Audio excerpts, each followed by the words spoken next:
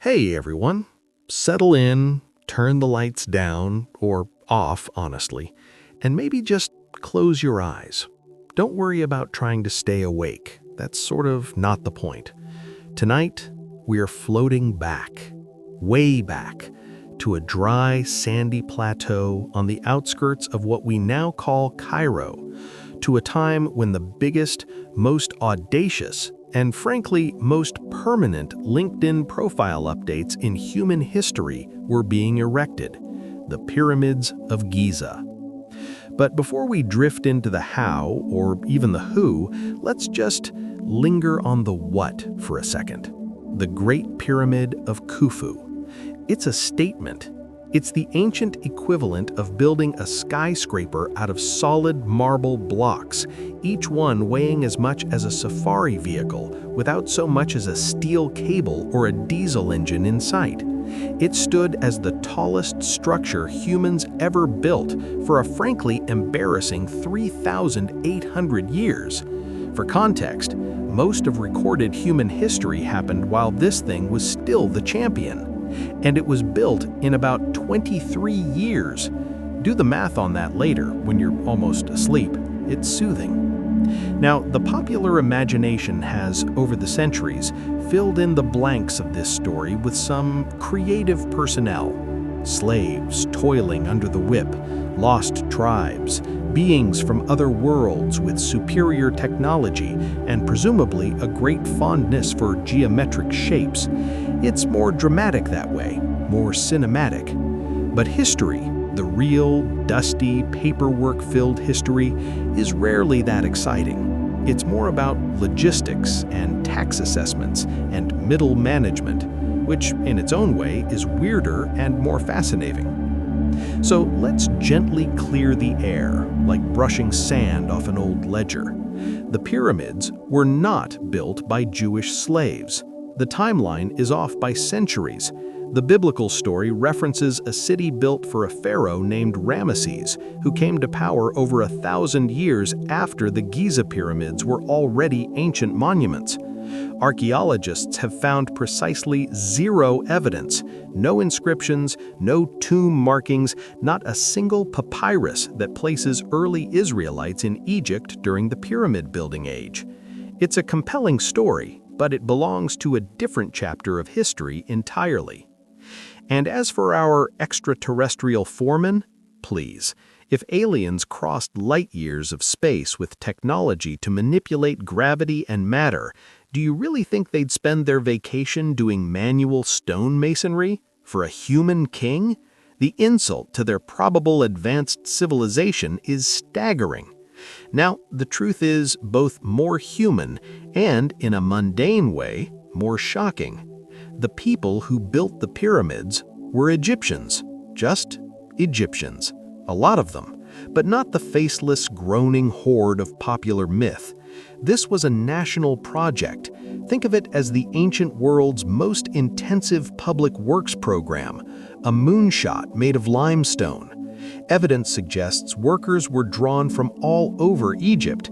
It was a societal undertaking so vast that almost every family in the country would have been touched by it, directly or indirectly. Someone was hauling stone, someone was baking the bread to feed the haulers, someone was weaving the linen for their clothes, someone was administrating the whole dizzying operation. For decades, the dominant story, thanks largely to the Greek historian Herodotus, writing about 2,000 years after the fact, was that 100,000 slaves labored in relentless, miserable shifts. Herodotus was a great tourist, loved. This workforce was split into a permanent, salaried crew who lived with their families in a proper pyramid village, and temporary workers who rotated in for 3 or 4 month shifts, living in a more basic camp. They weren't slaves.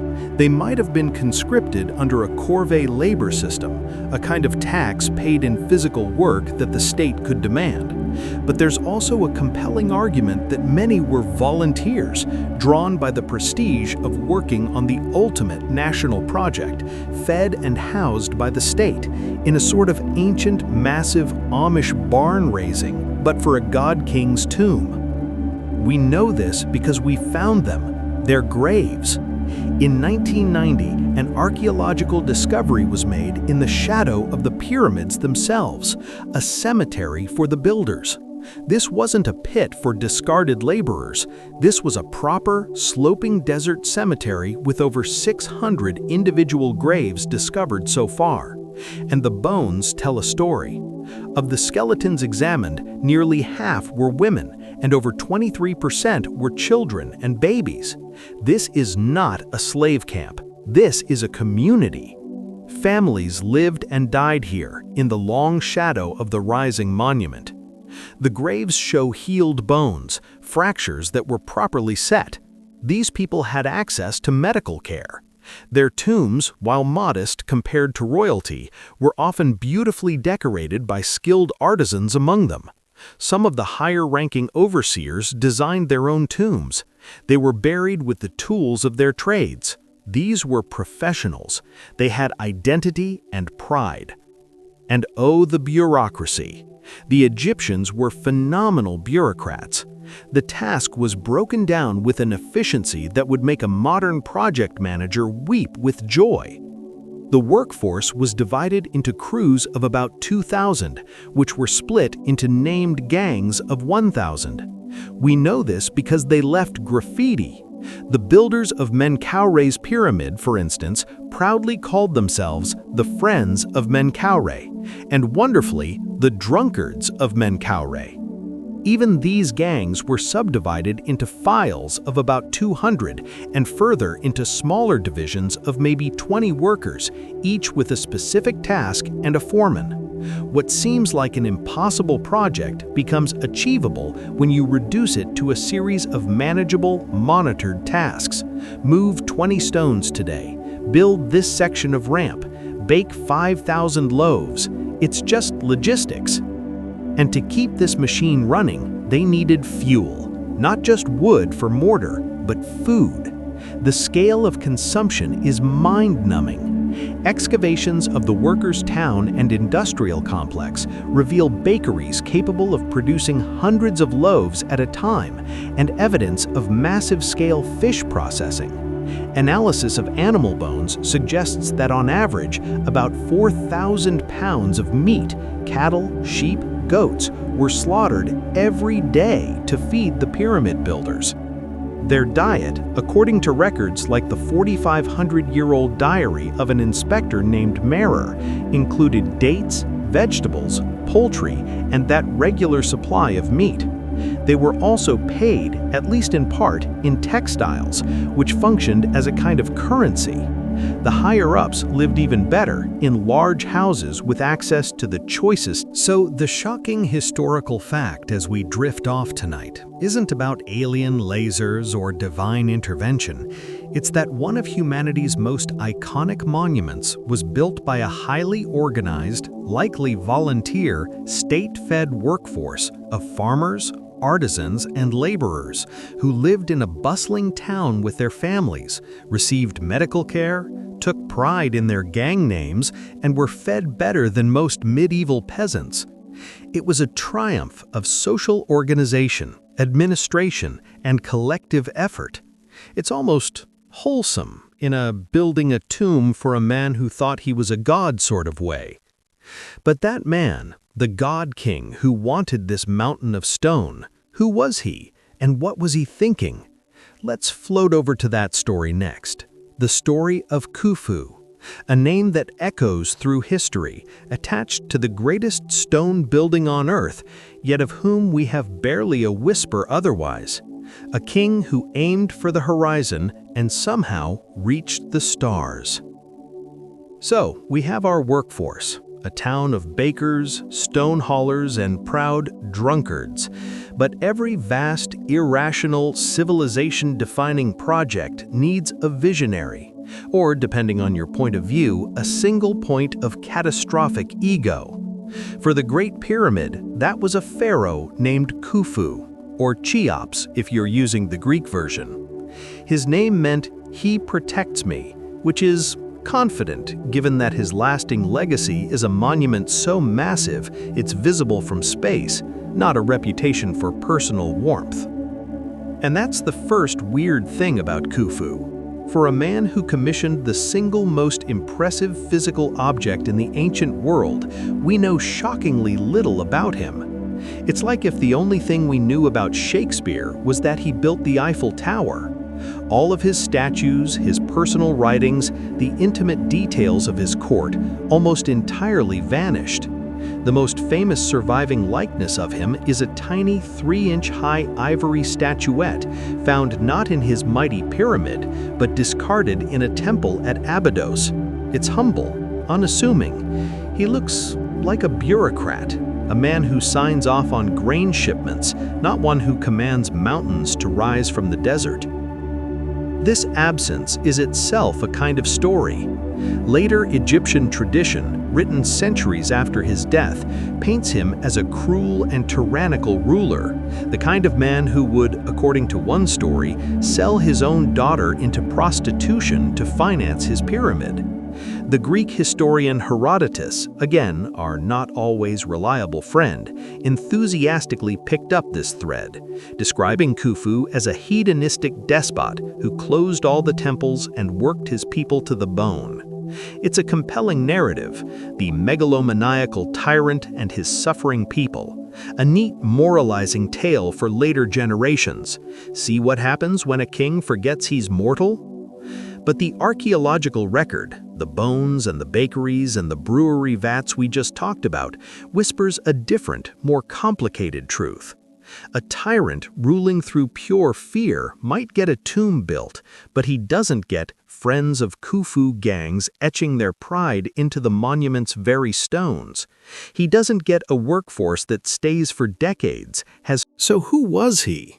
He was a king of the 4th dynasty, a son of Sneferu, the pharaoh who essentially went to pyramid college and graduated with a degree in how not to have your monument collapse. Sneferu built 3 pyramids. The first, at Medum, seems to have suffered a catastrophic structural failure. It likely collapsed while under construction.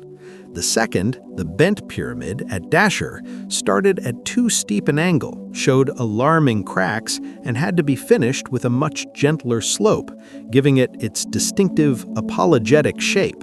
The third, the red pyramid, finally got it right. It was Sneferu's trial and error, his national project in engineering failure and recovery, that gave Khufu the template, the experienced workforce, and the institutional knowledge to aim even higher, literally. Khufu didn't just want a tomb, he wanted a machine, a resurrection machine. The pyramid was not just a big pile to store his corpse, it was a cosmological device designed to funnel his soul, his Ka, directly up to the circumpolar stars, which the Egyptians believed were the eternal, undying realm of the gods. The precision wasn't for show, it was functional. The sides aligned almost perfectly with the cardinal directions, an error of less than 0.05 degrees. This alignment connected the structure to the fundamental order of the universe, Ma'at. The sloping sides were a ramp for the pharaoh's spirit to ascend. And inside, it's all very specific and oddly claustrophobic for a building of such scale. The interior is a series of precise, narrow passageways, chambers, and stress-relieving voids. The king's chamber, built not at the base, but high up within the core, houses a single, stark object, a lidless, empty granite sarcophagus. It's too large to have been brought in after the passages were built, meaning it was placed there during construction, and the pyramid was literally built around it. Imagine that, the entire project from day one oriented around this one empty stone box. No body was ever found in it, no treasure, no inscriptions on the walls, just polished red granite and the weight of the world above it. This has fueled robbery theories naturally, but it also fits a sparser possibility, that it was never used, that Khufu was perhaps buried elsewhere, in a secret tomb meant to foil robbers, a practice some later pharaohs adopted. Or that the pyramid was always meant to be a potent symbol, a machine that could function for the king's spirit regardless of where his physical body lay. The emptiness is haunting, all that effort for an empty box. But let's float back outside to the real miracle, which was less about mystical alignments and more about sheer grinding physics. How do you move a 2.5-ton block of limestone, and then another 2.3 million times? The answer, almost certainly, involves getting very wet and very slippery. The prevailing theory, supported by frescoes and later engineering common sense, is the water and sledge method. Workers would load. Then there's the ramp. No alien levitation, just a very, very big dirt highway. The exact configuration is archaeology's favorite puzzle, but the most likely candidate for the upper stages is a straight ramp or a series of zigzagging ramps built against one face of the pyramid, growing with it. The volume of material for such a ramp would have been almost as great as the pyramid itself. It was a temporary mountain, built to build another mountain, and then almost entirely dismantled afterward.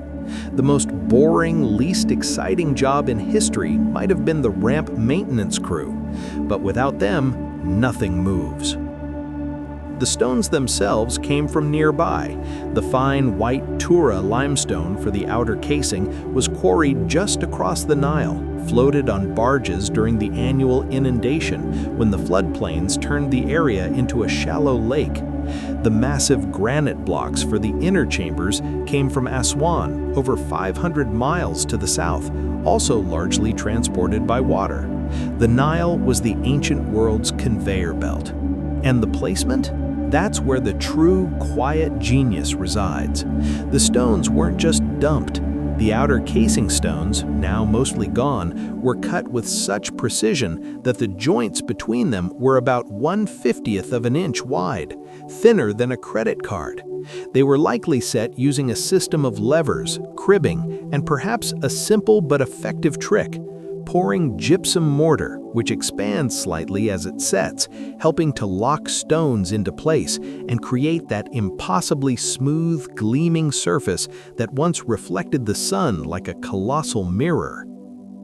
It was a symphony of mundane tasks. One group wets the sand, another pulls, a third team checks the alignment with simple sighting rods and shadows, another mixes mortar. Scribes tally the blocks delivered.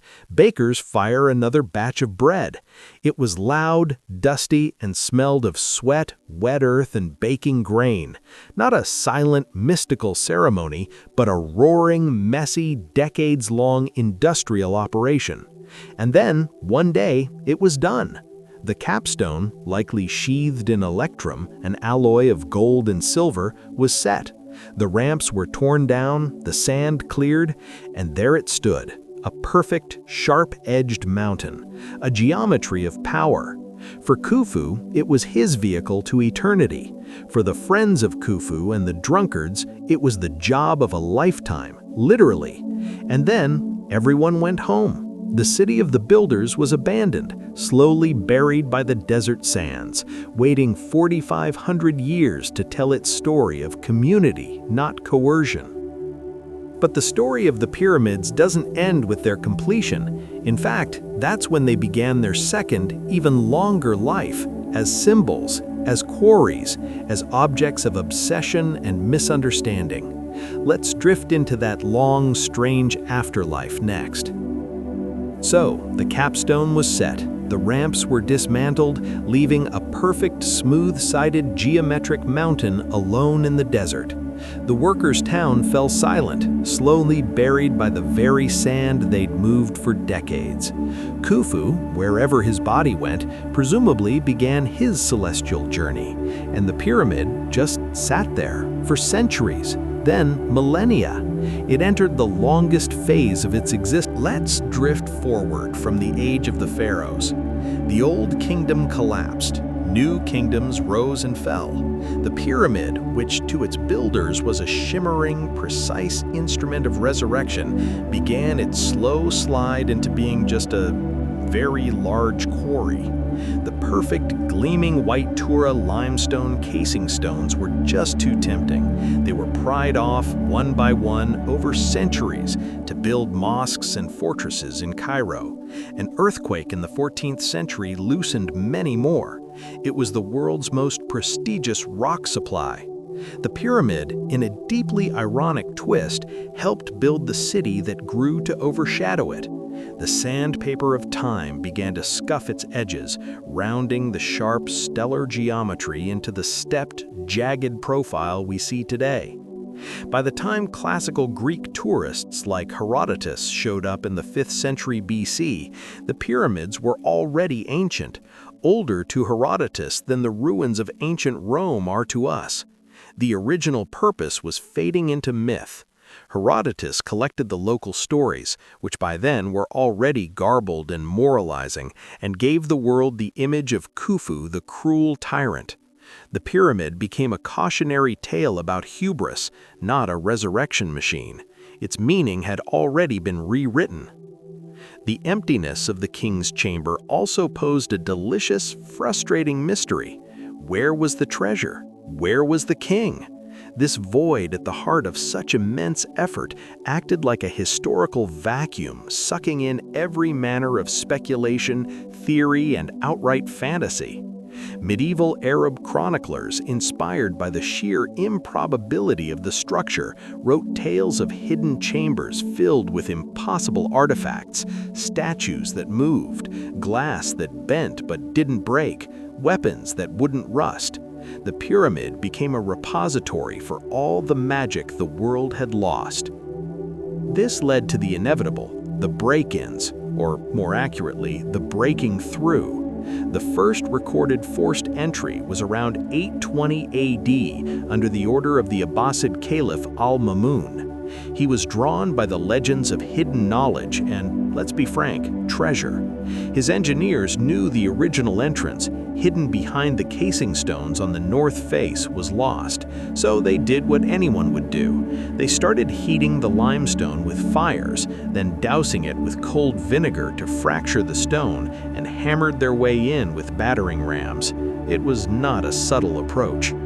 They tunneled for weeks, their path guided by luck and the sound of falling stones from hollow spaces within. Eventually, they broke into the descending passage and from there found their way up the ascending passage, which was cleverly blocked by massive granite plugs by tunneling around them through the softer limestone. They finally emerged into the grand gallery and the king's chamber.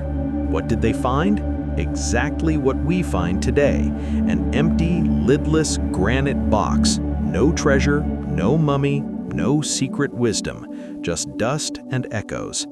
Legend says al-Mamun, deeply embarrassed by the total lack of loot, had treasure secretly brought in and the 19th century brought more systematic, if still wildly destructive, exploration. Men like the British adventurer Colonel Richard Vyse, who in 1837 was determined to find hidden chambers. His method?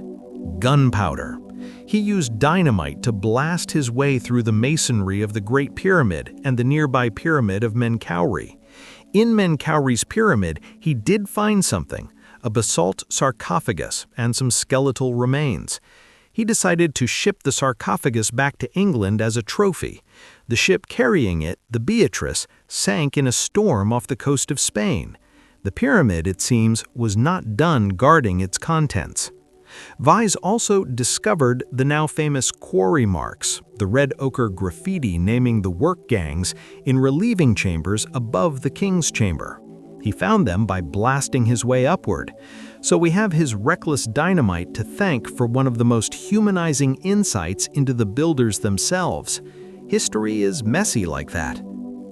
All this time, a different, quieter story was being written in the sand around the pyramids. The Sphinx, that colossal, noseless lion with a pharaoh's face, sat guard, and it was slowly being buried, up to its neck, by the desert. For centuries, only its head was visible, leading to wild theories about its age. Periodic excavations would clear its paws, only for the sand to drift back. It was a cycle of revelation and reburial, a slow-motion game of peekaboo with eternity. The meaning of the entire Giza plateau had completely transformed. For the Egyptians, it was a sacred but largely ignored part of the landscape, its original cults long dead. For European explorers, it was a puzzle to be solved, a trophy to be claimed, a canvas for their own theories. The Romantic poets saw sublime melancholy. Occultists saw a storehouse of hermetic knowledge.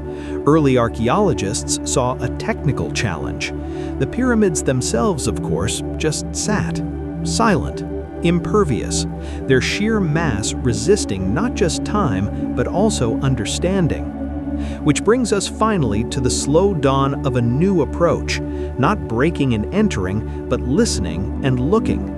The 20th century introduced tools that would have seemed like magic to Vise or Al-Mamun: photogrammetry, thermography, and muon tomography, using cosmic rays to see inside stone. The goal shifted from treasure hunting to mapping, from conquest to comprehension. And in that shift, perhaps, we're circling back to something closer to the original truth. The pyramid is not a locked safe to be cracked. It's a document, a 4.5 million-ton historical document written in stone, labor patterns, and animal bones. The real treasure was never gold, but data, the ledger of a society that could achieve the impossible through organization, not oppression. A society that left behind not just a king's empty tomb, but a town full of ordinary lives. The story of who built the pyramids is now told not by the silence of the king's chamber, but by the fractured femurs and healed spines in the workers' cemetery, by the fish bones in the trash heaps, by the proud, crude graffiti. So next time you see a picture of those jagged, familiar shapes, don't think of a silent, mystical mystery. Think of the noise, the slap of wet rope, the groan of a heavy sledge on damp sand, the shouts of a foreman, the hiss of a drill as it turns in granite, the chatter of thousands of people eating their daily bread. Think of it not as a tomb, but as the world's largest, oldest, and quietest payroll record. A mountain built not by a god or a slave driver, but by a civilization at the peak of its collective, organized, surprisingly competent power. And then, when the last block was set, they all just went home for dinner. So the pyramid sat and sat and sat. Its smooth skin was stripped, its interior explored, its dimensions measured to within a millimeter. And you might think, with all that looking and measuring, the mystery would evaporate. The opposite happened. The more we knew, the more the void where treasure and a body should have been seemed to grow, becoming a vacuum hungry for new stories. The 20th and 21st centuries didn't solve the pyramid, they plugged it into the global imagination, and the output was, well, weird. We entered the age of the grand, unifying, and spectacularly wrong theory. The precision of the structure, so awe-inspiring, began to seem too precise for mere Bronze Age humans with copper chisels and ropes. The logic is seductive, if you're inclined that way. I can't personally imagine moving a 2-ton block, therefore it must have been impossible. And if it was impossible, then the explanation must be impossible. It's a fascinating failure of historical imagination, where the default assumption becomes alien intervention rather than human ingenuity we've simply forgotten. Thus, the ancient astronaut theory was born, most famously popularized in the 1960s. The pyramids became landing pads, power plants, or cosmic beacons built by visitors from the stars. The evidence? A mix of misunderstood technology and jaw-dropping numerical cherry-picking. For instance, if you take the pyramid's height and multiply it by 2 pi, you get roughly the perimeter. This is presented as an encoded message about the circumference of the Earth, proof of advanced knowledge. Of course, if you build a pyramid with a certain slope, the one that uses the least material and is most stable, you automatically get a structure where the ratio of the perimeter to the height approximates 2 pi. It's geometry, not prophecy. It's like being stunned that your slice of pizza has an area of pi r squared. Then there's the perfect alignment to true north. It's off by a tiny fraction of a degree, which is incredible, but the method was likely beautifully simple, observing the circumpolar stars. Pick a fixed spot, mark where a particular star rises and where it sets, bisect that angle, and you have a true north-south line. Do it over many nights, and you can refine it to astonishing accuracy. It doesn't require a satellite, it requires patience, clear skies, and a long piece of string. The boring truth is often just a patient truth. The pyramid's dimensions were also mined for cosmic codes. The pyramid inch, a unit supposedly discovered within the structure that magically connects to British imperial measurements and built. In the 1970s, a new kind of myth took hold: pyramid power.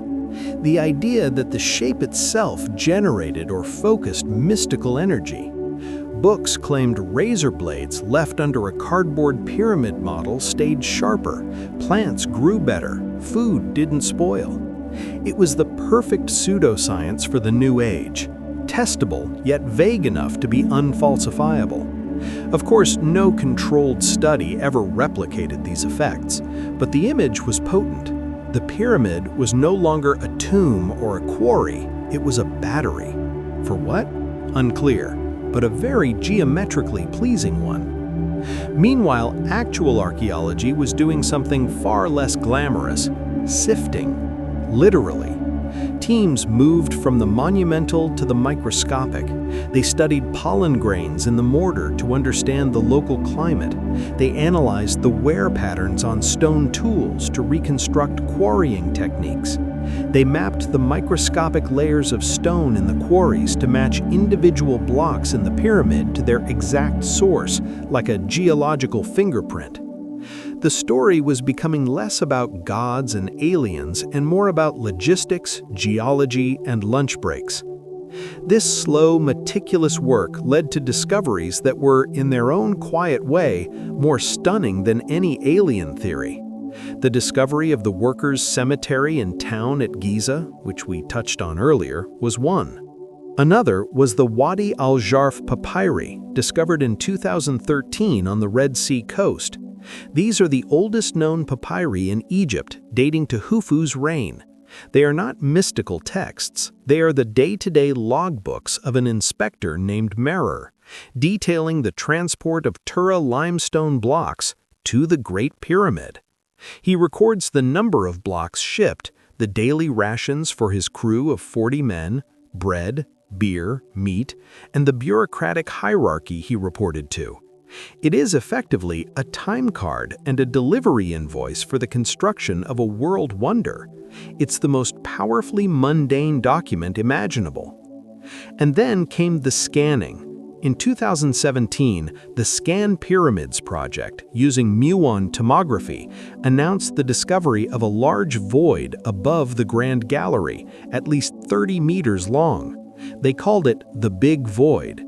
The news erupted. A hidden chamber, a final secret, the truth at last. The romantic hope flared again, but the sober reality sets in quickly. It's likely a relieving chamber, a structural feature to divert the immense weight of the masonry away from the Grand Gallery below, similar to smaller voids found above the King's Chamber. It's probably empty. It's probably just engineering. Again, the most likely explanation is the most boring one, a necessary part of the machine, not a treasure room. This is the central, gentle tragedy of the modern pyramid. We keep looking for magic in the plan when the real magic was in the process. The magic wasn't a hidden number. It was feeding 20,000 people a day. So the most shocking historical fact of all might be this: there is no secret. The pyramid is the secret, laid bare. Its construction was the product of a society operating at a peak of unified purpose, where the lines between the sacred duty to the God King and the national civic project were completely blurred. It was the ultimate piece of state art, and everyone from the foreman to the fisherman was part of the brushstroke. And with that, perhaps we can finally let the pyramid just be. Not a puzzle to be solved, but a fact to be appreciated. A mountain made by hand. The greatest collective we can do this in human history, now sitting under the same stars its builders used to align it. Its silence isn't hiding anything, it's just the quiet that comes after a job. Very well done. A quiet that has lasted 4,500 years and will likely last 4,500 more, patiently waiting for us to stop looking for hidden answers and just see what's always been right in front of us. A pile of rocks, organized to perfection.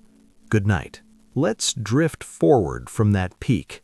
The air is still thick with dust from the Giza plateau, but the frenetic, organized noise is fading. Khufu is gone. His son Khafre built his own pyramid, slightly smaller but cunningly placed on higher ground so it looks just as tall. His grandson, Menkaure, built a third, more modest one. And then something changed. The fourth dynasty ended, and with it, the absolute, unshakable confidence required to stack 2 million blocks of stone. The pyramids kept being built for centuries, but they were different. They were, to be blunt, worse, less precise, smaller, built with rubble cores and shoddy limestone casings that flaked off like dry skin. If the Great Pyramid is a master's thesis in structural engineering, the pyramids of the 5th and 6th dynasties are the hastily written, plagiarized essay of a student who stopped paying attention after the midterm. Why? The state didn't collapse, Egypt continued, but the central godlike authority of the king who could command the entire economy for a single tomb began to dilute. Power shifted to provincial nobles and high priests. The national project became a series of regional projects. The workforce, the incredible machine of conscription and supply, sputtered. You can see it in the stones. They're smaller, irregular, hastily set. The mortar is thick and sloppy. It's the architecture of an institution that's forgotten why it did things a certain way, just going through the motions. Take the pyramid of Pharaoh Userkaf, first king of the 5th dynasty. It's at Saqqara, not Giza. It's a modest heap, but more tellingly, the fine white limestone casing wasn't even finished. They gave up and just covered the top part in a cheap, rough plaster. It's the ancient equivalent of only painting the front of your house because the guests are coming. The ambition had curdled into bureaucracy. The focus shifted from the monumental to the textual. These later kings spent less energy on perfect stone mountains and more on covering the interior walls of their much smaller pyramids with hieroglyphs, the pyramid texts. These were spells, incantations, and maps of the afterlife designed to protect and guide the king. It was as if they realized, maybe we can't build a perfect physical ramp to the stars anymore, but we can write the instructions for the journey and hope for the best. The energy moved from architecture to literature. The magic was in the word, not the weight. And then, around 2200 BC, the Old Kingdom truly did collapse. A combination of drought, famine, and that fractured political power led to a period we called the First Intermediate Period. It was a time of chaos, of petty warlords, of hunger. And in the midst of this, the Great Pyramids of Giza just sat there, immovable, silent, a glaring, absurd rebuke to the misery around them. What did people think of them then? They likely saw them as relics of a lost, arrogant age, or perhaps as promises that the good order, Ma'at, could one day return. This is where the Sphinx, that giant, half-buried guardian, gets a new layer to its story. For centuries, the dominant theory was that the Sphinx's erosion, those deep vertical channels running down its body, was caused by wind and sand. But in the 1990s, a geologist named Robert Schoch looked at the weathering patterns and proposed a different, slower, damper agent, water rain, not the occasional desert downpour, but prolonged periods of significant rainfall. This would date the Sphinx's core structure not to Khafre's time in the dry Old Kingdom, but to a much earlier, wetter period in Egypt's prehistory, thousands of years before the pyramids. The debate was, and is, fierce. Mainstream Egyptology points to the archaeological context, the nearby temples, the stylistic links, insisting it's Khafre's. The water erosion theory is a fascinating outlier, but the poetry of it is compelling. It suggests that even the Sphinx, which feels so quintessentially a part of the Giza complex, might be a relic of a world the pyramid builders themselves had forgotten. That the pharaohs of the 4th dynasty built their tombs next to a mysterious half-buried monument from a past so distant it wasn't even history to them, just landscape. They didn't build the Sphinx, they inherited it, claimed it, and probably wondered about it themselves. Meanwhile, elsewhere, the practice of pyramid building took on a sad, almost comic afterlife. In Nubia, to the south, the kings of Kush developed a brief, intense passion for pyramids 1,000 years after the Egyptians had given up. Theirs are small, steep, and pointy, built over tombs cut into the bedrock beneath. They look like a child's drawing of an Egyptian pyramid. They are earnest homages to a cultural aesthetic they admired, but whose technical manual had been lost. They built hundreds of them, a forest of sharp little tributes to a bygone greatness they could mimic but not replicate. Back in Egypt, later pharaohs of the New Kingdom looked upon the Giza pyramids with a mix of awe and antiquarian curiosity. They were tourist attractions even then. Prince Haemweset, a son of Ramesses the Great in the 13th century BC, is often called the first Egyptologist. He took it upon himself to restore and reinscribe the crumbling monuments of his ancestors, including the pyramids at Saqqara. He saw himself not as a peer of the builders, but as their curator. The age of creation was over. The age of restoration and interpretation had begun. The Greeks and Romans, as we've seen, came as tourists and conquerors. They scratched their own graffiti. They wrote their theories. They hauled away stones.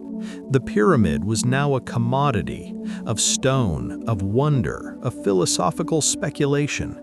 Its original meaning, the resurrection machine for a god-king, was utterly inert. It was now a blank canvas. And through all of this, the decline, the collapse, the repurposing, the most profound thing was being lost. Not a secret of levitation, but a simple logistical knowledge. The knowledge of how to organize 20,000 people, how to run a quarry for 60 years, how to maintain quality control across millions of identical blocks. That knowledge didn't vanish in a catastrophe, it evaporated through disuse. When the state no longer needed to build on that scale, the specialists died and their apprentices took up other trades. The institutional memory faded. It's the most ordinary kind of forgetting. It's why you probably don't know how to make your own leather shoes or forge a decent nail. You don't need to. Society has specialized past it. So the great enigma of the pyramids isn't how did they do it? We're piecing that together. The deeper, quieter enigma is why did they stop being able to do it? And the answer is the least mystical one imaginable. Priorities changed, the economy shifted, and the specific, brutal, beautiful expertise required became obsolete. It wasn't stolen by aliens or hidden in a secret society. It was just laid down and eventually forgotten. The pyramid itself became the sole remaining proof that such a thing was ever possible at all. A silent, stubborn fact in the sand, waiting for a civilization to arise that would be interested not in its treasure, but in its receipt. So there they stood. The perfect machines of the Old Kingdom had become the crumbling, enigmatic mountains of a later world. The knowledge of how was gone, preserved only in the structure itself. And into that informational void stepped a procession of interpreters, each seeing in the stones a reflection of their own time, their own fears, and their own desires. The pyramid's long afterlife as a symbol began in earnest. First came the classical world, armed with philosophy and a tendency to view Egypt as the source of all ancient occult wisdom. The Greeks, like Herodotus, saw a moral lesson. The Romans saw real estate. After Augustus conquered Egypt in 30 BC, the pyramids became a must-see stop on the grand tour for wealthy Roman tourists. They carved graffiti in Latin. They held banquets in the shadow of the Sphinx. They were the original obnoxious tourists, leaving their mark and taking selfies, or the Roman practical mind also saw utility. There's evidence that the Romans may have attempted to clear the sand from around the Sphinx, not for archaeological glory, but as a public works project. They gave up. The desert, patient and endless, always won. A Roman emperor, like the unhinged Caligula, might have coveted the land. He reportedly sent an agent to Alexandria to loot the tomb of Alexander the Great and had a fascination with Egypt. One can easily imagine him, in his madness, ordering the Great Pyramid to be gilded just to annoy the Senate. He was assassinated before he could try, which is probably for the best. The structural stress would have been absurd. As the Roman Empire Christianized, the interpretation took a biblical turn. The pyramids, with no place in the scripture, needed a new origin story. They became the granaries of Joseph, built by the biblical figure to store grain during the 7 years of plenty. This was a popular medieval European belief. It made a certain logistical sense to an agrarian society. What else would you build of such immense size and strength if not a giant silo? It stripped the monuments of their pagan funeral purpose and baptized them, however clumsily, into a Christian narrative. The fact that they were solid stone with tiny, inaccessible interiors was a detail often overlooked. Then came the Islamic era, beginning with the Arab conquest of Egypt in the 7th century. The pyramids were respected as marvels of the ancients, ajaib, but their meaning was again reinterpreted through a new lens. The Caliph al-Mamun's great forced entry in the 9th century, which we discussed, was driven by one part treasure hunt and one part a desire to uncover the lost knowledge of the pre-Islamic wise men, knowledge that was believed to align with or even predict Islamic wisdom. Medieval Arab historians like al-Masudi wove elaborate tales about them.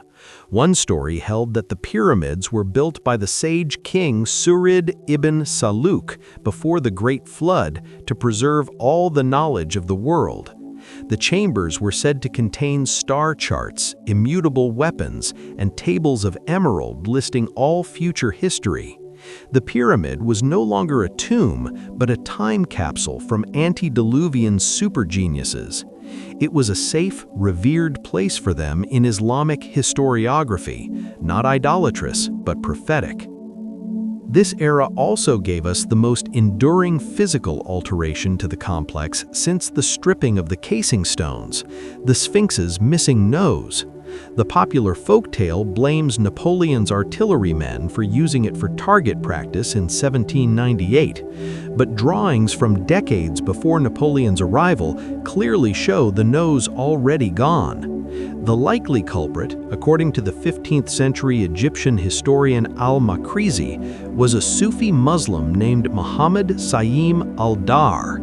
In 1378 CE, appalled by peasants making offerings to the Sphinx for a good harvest, a blatant act of idolatry, he defaced its nose to deactivate its power. He was reportedly hanged for vandalism. So the Sphinx's most famous wound wasn't from a European conqueror, but from an act of religious iconoclasm from a local zealot. The story is perfect. A monument that had lost its original meaning for over 2 millennia could still inspire enough superstitious awe to get a man killed for attacking it. The Renaissance in Europe reignited the pyramid as a philosophical and mystical object. As knowledge of ancient Greece and Rome was rediscovered, so too was the classical obsession with Egypt as the font of primal wisdom. The pyramid shape began appearing in architectural treatises and esoteric diagrams. To alchemists, its shape represented the elemental journey from base matter, the square base, to perfected spirit, the apex. It was geometry infused with spiritual striving.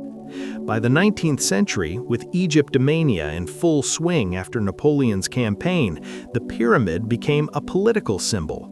It was adopted by the new United States. You see it on the Great Seal, on the dollar bill, the unfinished pyramid with the all-seeing eye of Providence. It was meant to symbolize the new nation building itself toward a perfect apex, guided by divine favor. The founders were using an icon they associated with durability, mystery, and ancient republics. They mistakenly believed Egypt was one. They took a symbol of absolute divine monarchy and repurposed it for a fledgling democracy. The irony is thick enough to cut with a copper chisel. And then, in the dusty halls of emerging archaeology, the pyramid faced its final, most dispassionate interpreters, the scientists and academics. Men like Flinders Petrie, who in the 1880s surveyed Giza with a precision mania, using tools and methods that for the first time sought to understand the pyramid on its own terms, not through myth or morality. He measured the casing stones, found they were not all identical, and deduced the construction methods from the errors. He was the first to truly listen to what the stones were saying, not what he wanted them to say. This long, meandering journey of interpretation, from granary to time capsule to alchemical symbol to national emblem, tells us almost nothing about the pyramids of Khufu, but it tells us everything about us. The pyramid, in its silent, immovable permanence, became the ultimate Rorschach test. Every civilization that encountered it projected its own obsessions onto that blank, weathered canvas. The original meaning was the simplest and also the most alien to us, a machine to shoot a soul into the cosmic circuitry. All the later meanings, repository of knowledge, warning against tyranny, symbol of national destiny, are more complex, more nuanced, and utterly, completely wrong. They are the stories we tell when we don't have the manual, and we lost the manual because eventually we stopped believing in the machine. Now we're left in a strange place. We have the tools to understand the how better than any generation since the builders. We can scan for voids, analyze mortar DNA, and reconstruct diets from teeth. We are closer to knowing the logistics than the Renaissance magicians or the medieval chroniclers ever were. But the why, the visceral, central belief that made such logistics not just possible but necessary, that slips through our scientific fingers like sand. We can map the ramp, but we can't feel the imperative. We are the last interpreters, not of myth, but of data. And perhaps that's the final, quiet phase of the pyramid's life, no longer a symbol of anything, but simply an object of study, a mountain that has finally stopped speaking in dreams and riddles and now only whispers in carbon dates and geological reports. Its long, strange trip from resurrection machine to database is almost complete, and in that, perhaps there is a new kind of awe, not for magic, but for the sheer, staggering fact of its existence, a fact we are finally, slowly learning to leave alone. All right, settle in. The story so far has been about memory. First the doing, then the forgetting, then the 1,000 years of projecting our own dreams onto those silent, weathered faces.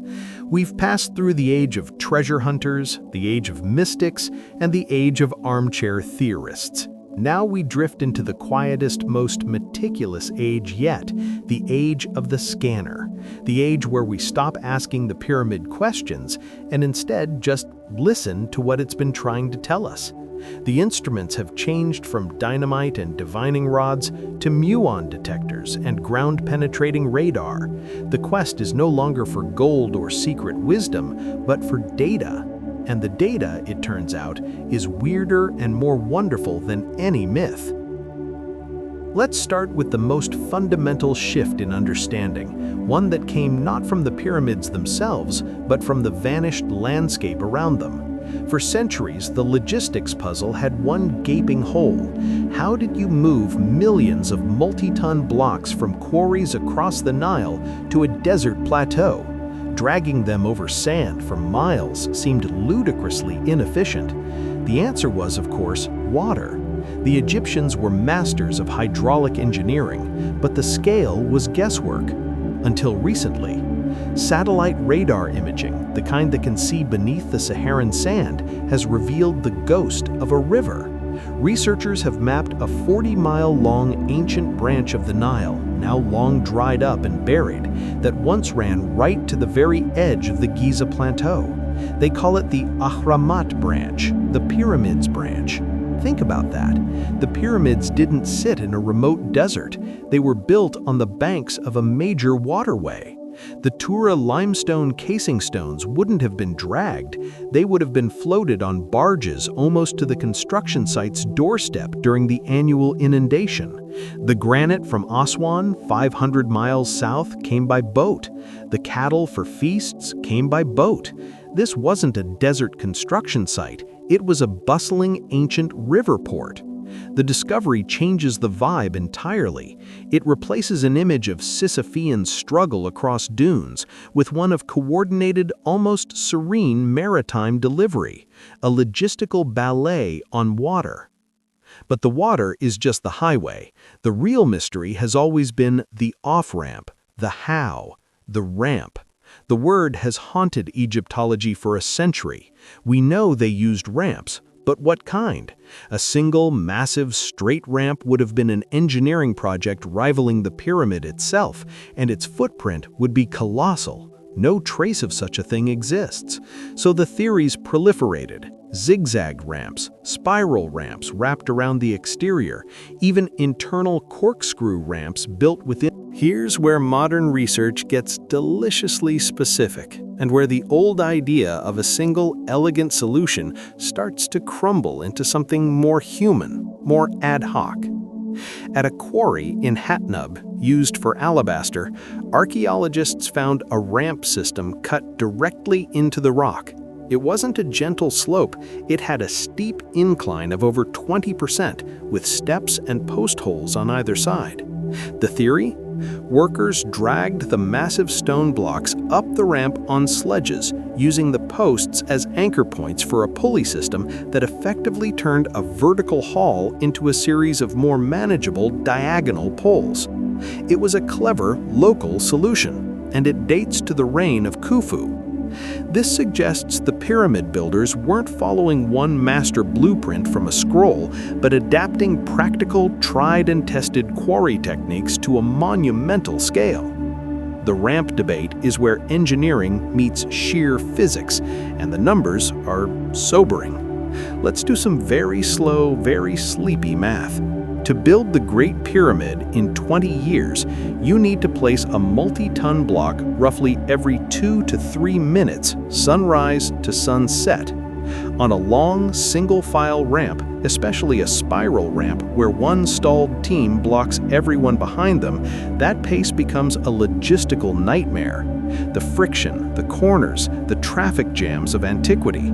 The more you model it, the more a simple drag and pull ramp theory strains under its own weight. This has led to newer, more mechanically intricate theories. One recent paper, published in a heritage science journal, makes a radical proposal. It suggests that key features inside the Great Pyramid aren't just spiritual passageways, but the fossilized remains of the primary construction machinery. The Grand Gallery, with its magnificent corbelled walls and strange slot in the center, not a ceremonial hall, but a massive inclined slide. The theory posits that huge granite counterweights sliding down the smooth limestone base of the gallery would have provided the mechanical advantage to hoist the even larger stone blocks for the king's chamber into place. The ascending and descending passages become auxiliary ramps in this system. In this model, the pyramid partially built itself. Its growing internal structure became the engine for its own completion.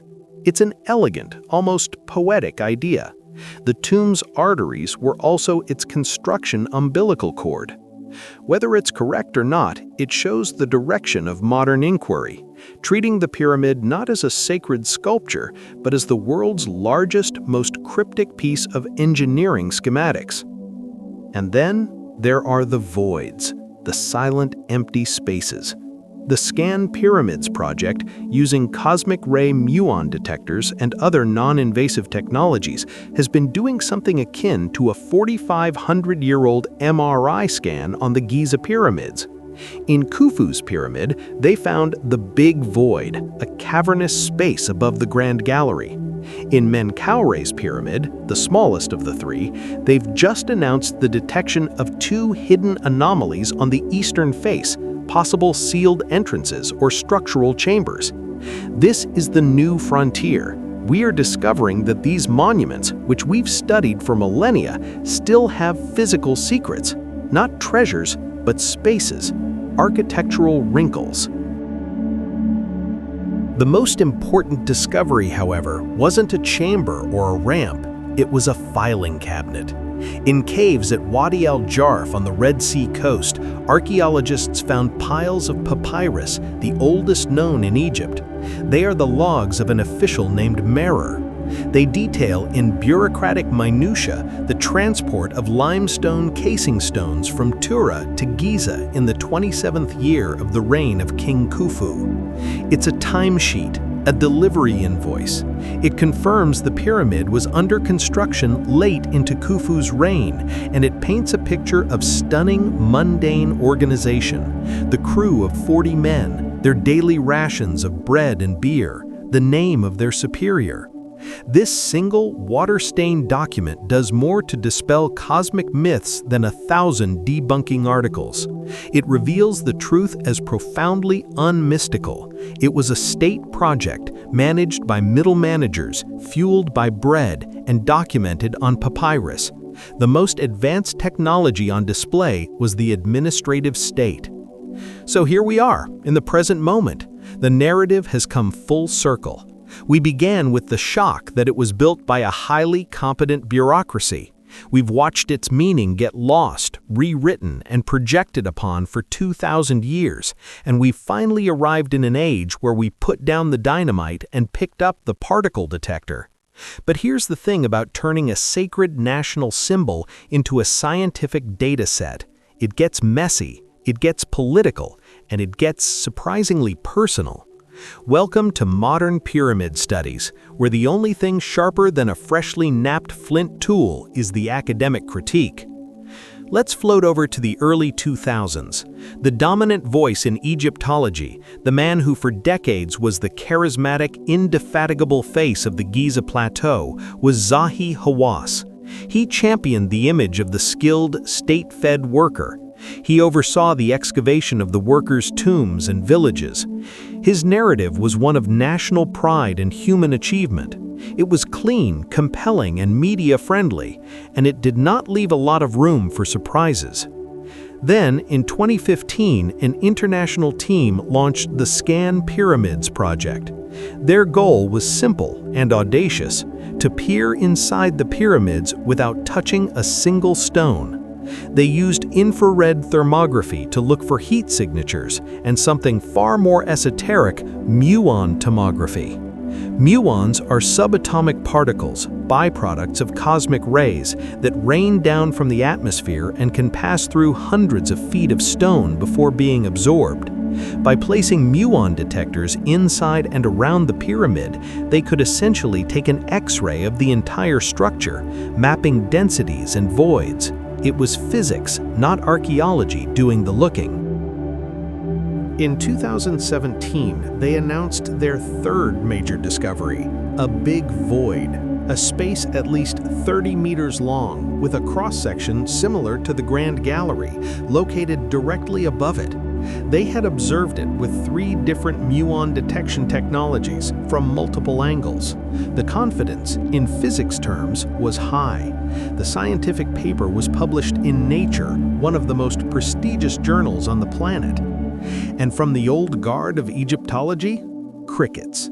Then, not crickets. Hawass's reaction, delivered to the New York Times, was a masterpiece of scholarly dismissal. They found nothing. This paper offers nothing to Egyptology. 0. The Egyptian Ministry of Antiquities initially issued a statement saying the existence of voids was not new, which was technically true for small construction gaps, and that the team shouldn't have rushed to the media. It was a fascinating culture clash. On one side, particle physicists with their triple confirmed data plots and statistical certainty. On the other, archaeologists for whom context is everything, who want to know what a void is for, not just that it exists.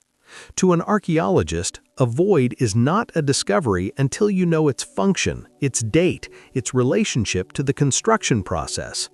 To a physicist, discovering a plane-sized unknown cavity in the most studied building on Earth is the discovery. The conflict was between seeing the pyramid as a cultural artifact with a story and seeing it as a physical object with secrets in its density. But then the story twisted. In March 2023, the Scan Pyramids team announced they'd used an endoscope to peer into a small void detected near the north face called the North Face Corridor. And suddenly, Zahi Hawass was calling this a major discovery that would enter houses and homes of people all over the world. Why the change? Because this time, they got a camera in. They saw the end of a corridor. It was tangible. It was archaeological. It had context. The earlier big void was still just a blank space on a muon map, frustratingly devoid of context, and therefore, to some, of meaning. This is the modern drama. It's not about aliens, it's about methodology. Who gets to define discovery? Is it the person who finds the hidden room or the person who first steps inside it? Is a scan a revelation or just a tantalizing high-tech hint? And of course, this rigorous, cautious mainstream is constantly buzzed by fringe theories like gnats. While Scan Pyramids was doing its painstaking work, other researchers were making headlines with claims of a secret city 2 Eiffel Towers deep beneath Giza, complete with spiral pathways and the fabled Halls of Amenti. Unsurprisingly, Egyptologists meanwhile, the most earth-shattering discoveries continue to be the most mundane. The real halls of records weren't hidden beneath the Sphinx. They were found in a cave on the Red Sea coast. The Wadi al-Jarf papyri, the logbooks of Inspector Morer, aren't cryptic, they're bureaucratic.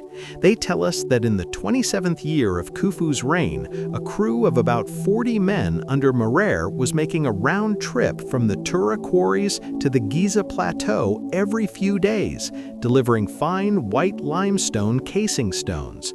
They mention the Horizon of Khufu, the pyramid's original name, and the Rocher Khufu, the entrance to the Lake of Khufu, that artificial harbor right at the plateau's edge. They record rations, the name of Morer's superior, the vizier, Onkaf, Khufu's half-brother, and the sheer, grinding normalcy of the work. This is the data that changes history, not a void, but a time card. It confirms the final stages of cladding were happening late in Khufu's reign. It illustrates the breathtaking supply chain, copper mined in Sinai and shipped from the world's oldest known harbor at Wadi al-Jarf to make the tools, limestone floated on canals, cattle brought from the delta to feed thousands.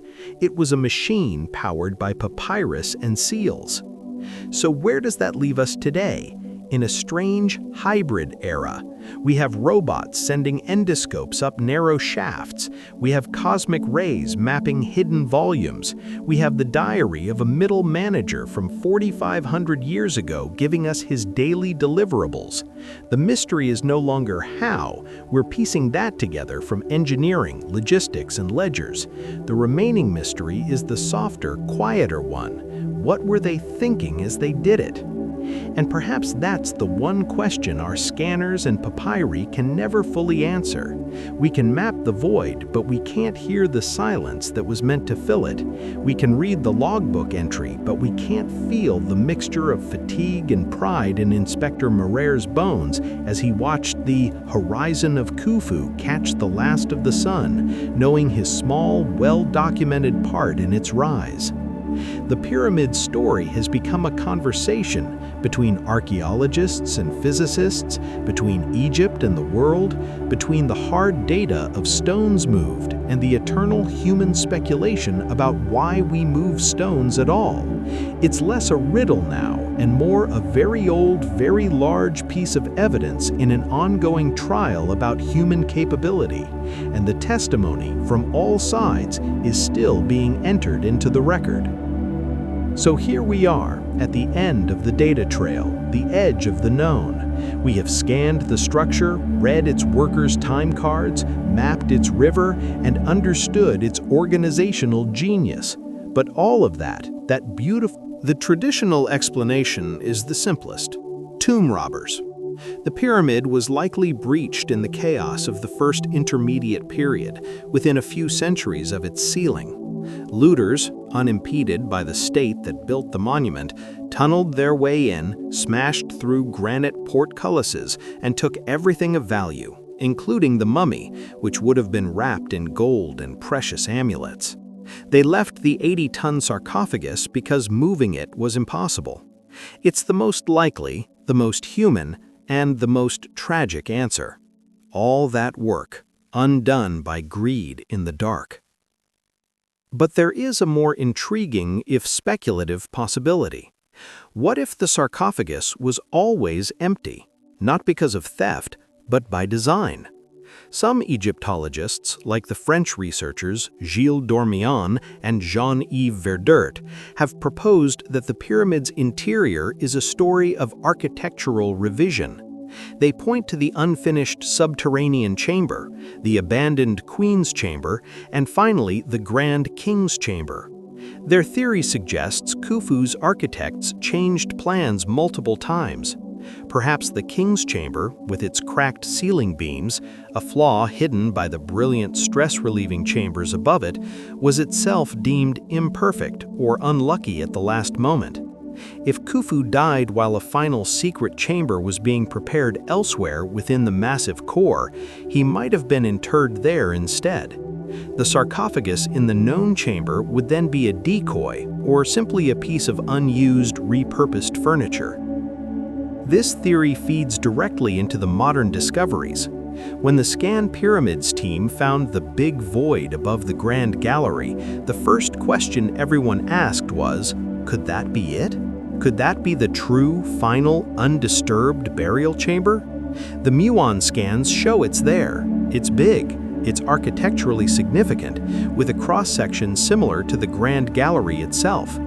But as Mark Lenner cautioned, the pyramid is more Swiss cheese than solid cheddar. It's full of construction gaps and spaces. The void could be a structural space to relieve the immense weight over the Grand Gallery, not a chamber.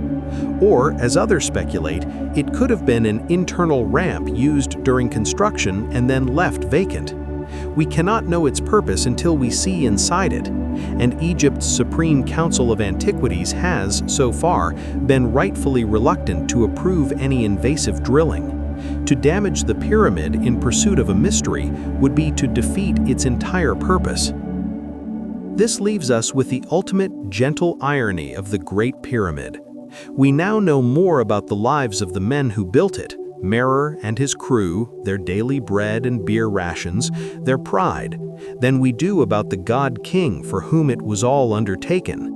The papyrus of the middle manager has survived, the body of the pharaoh has vanished. So the pyramid endures, not as a solved puzzle, but as a perfect balance of knowledge and mystery. We understand the engine, but the passenger is gone. We have mapped the clockwork, but the time it was meant to keep is lost. This, perhaps, is why it continues to captivate. It is a monument not just to a king, but to the ultimate fragility of human intention against time. The organization was flawless, the engineering peerless, the logistics sublime. And the story of the pyramids, then, is a story in two halves. The first half is about the staggering power of collective human action, the "we can" of an entire civilization. The second half, the longer half, is about the quiet, inevitable "you cannot," whispered by the centuries. You cannot cheat oblivion. You cannot outbuild time. The mummy turns to dust, the gold is melted down, the name becomes a legend, and then a question mark. All that remains is the mountain itself, a mountain built not by slaves, not by aliens, but by a society at the peak of its coordinated power, for a king whose fate is the final quiet punchline. He aimed for the stars, and we don't even know where they put his body. The pyramid is his legacy and his joke. And on that note, we can finally close the book, or at least this very long chapter. The stones have no more secrets they are willing to give up tonight. The void remains a void. The sarcophagus stays empty, and the desert, as always, is very, very quiet. All right, settle in. We've reached the end of the story of the Great Pyramid itself. Its rise, its slow fade into myth, its dissection by science, and the enduring emptiness at its heart. But a mountain of that size doesn't just sit on the Giza plateau. It casts a shadow, a long one, and in that shadow, other things happen. Things that aren't exactly about the pyramid, but are completely because of it. Tonight, let's float out into the quiet peripheral stories, the echoes, the oddballs, the little puzzles that cling to the big one like stray bits of limestone on a casing stone. First, let's drift a short distance to the southeast, to a much smaller mud brick tomb in the workers' cemetery, the tomb of a man named Papyrus. He was, presumably, one of the many officials or skilled foremen who lived in the pyramid town.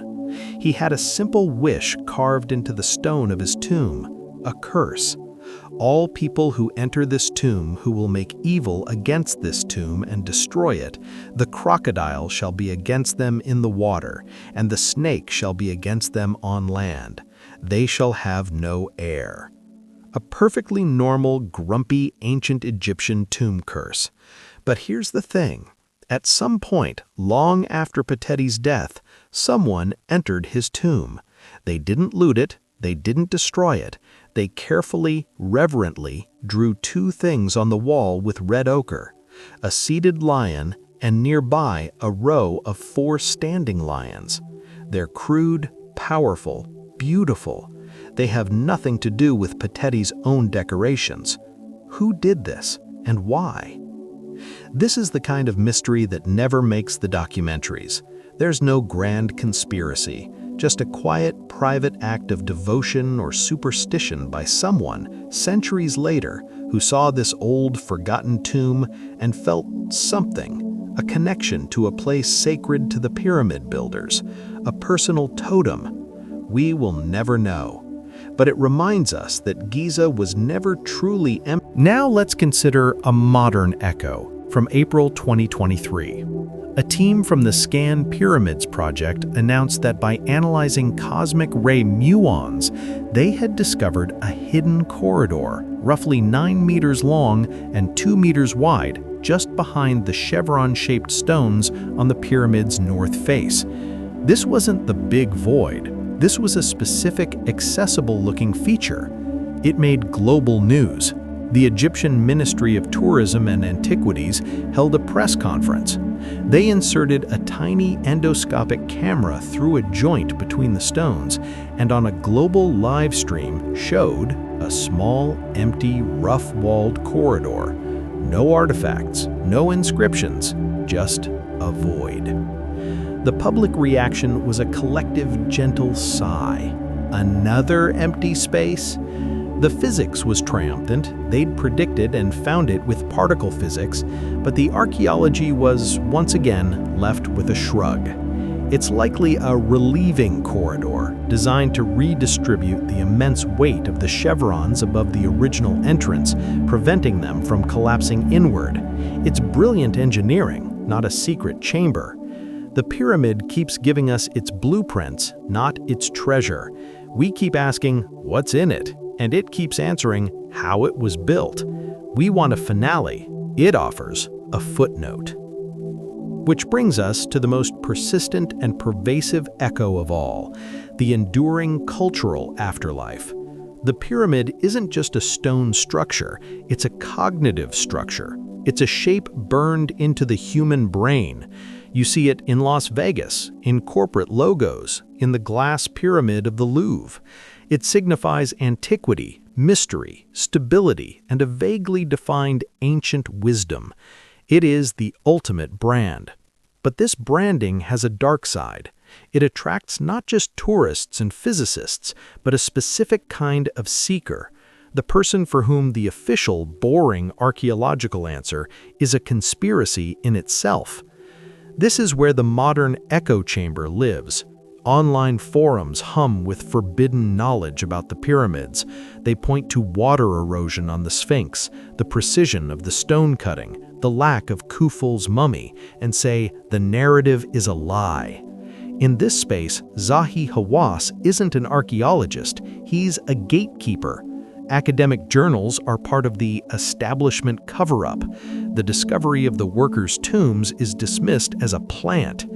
It's a worldview that cannot accept that the answer to how did humans do this is very slowly, very intelligently, and with a lot of levers. The existence of a mundane explanation feels, to them, like an insult to the monument's grandeur.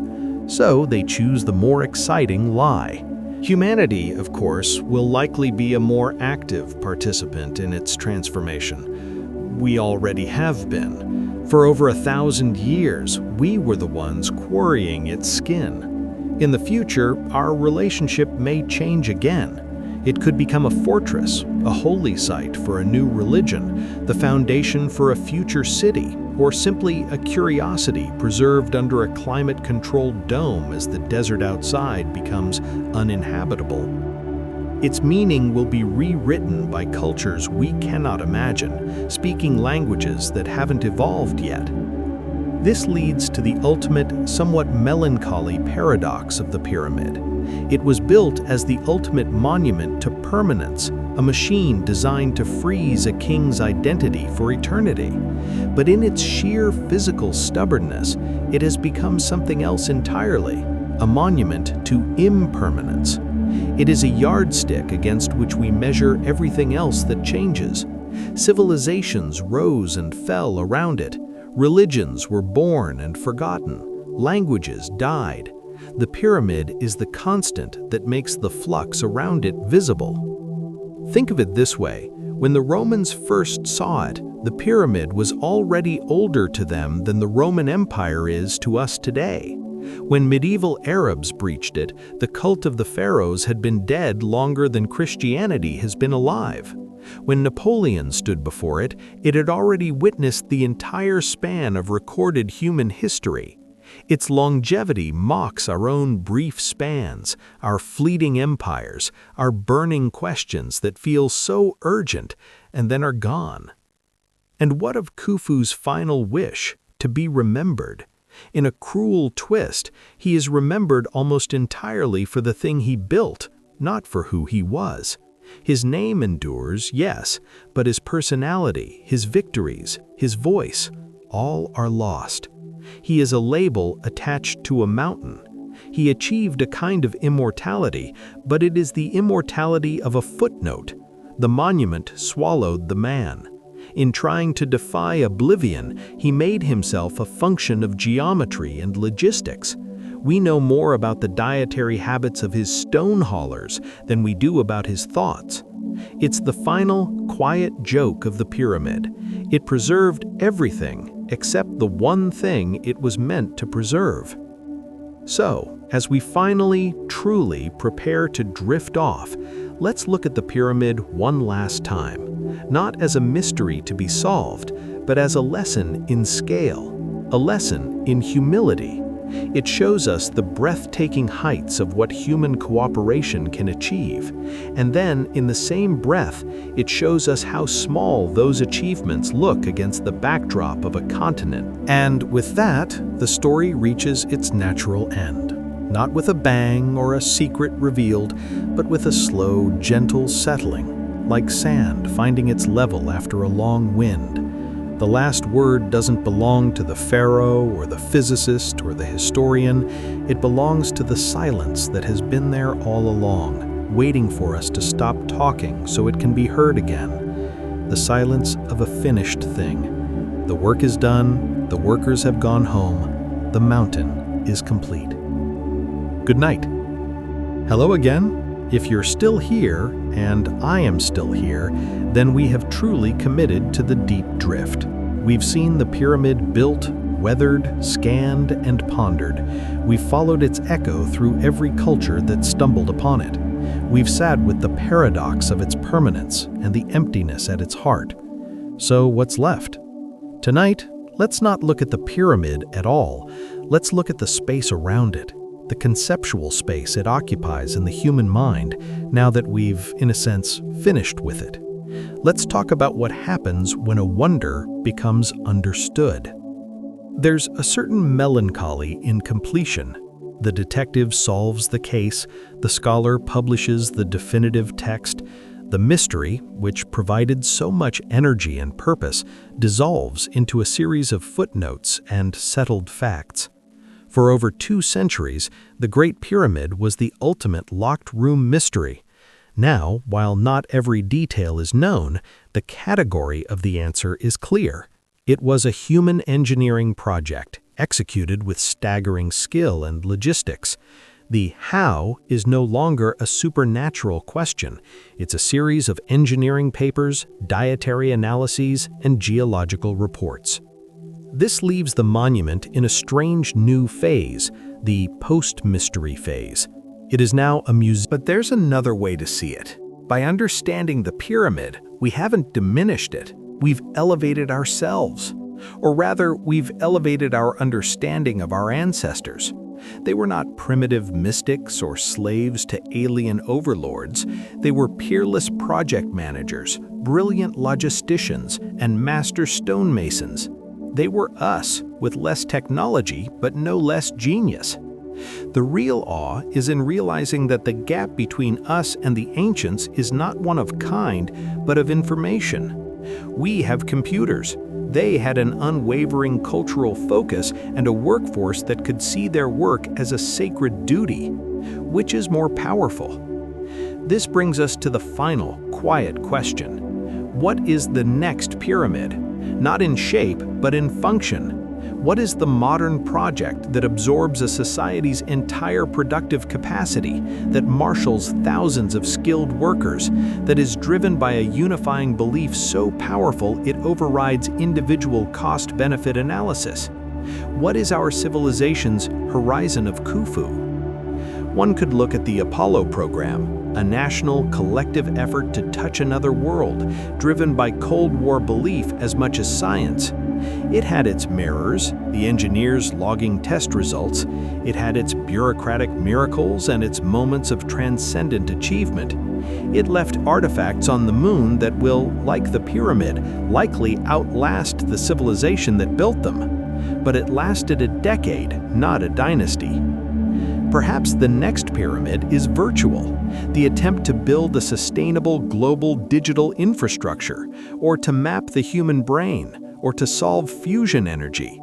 These are projects of a scale and complexity that would make a 4th dynasty vizier nod in recognition. They require the same things: long-term vision, staggering logistics, the coordination of disparate fields of expertise, and a societal belief that the goal is worth the monumental cost. The difference, of course, is that our modern pyramids are meant for the living. Their purpose is utility or knowledge, not resurrection.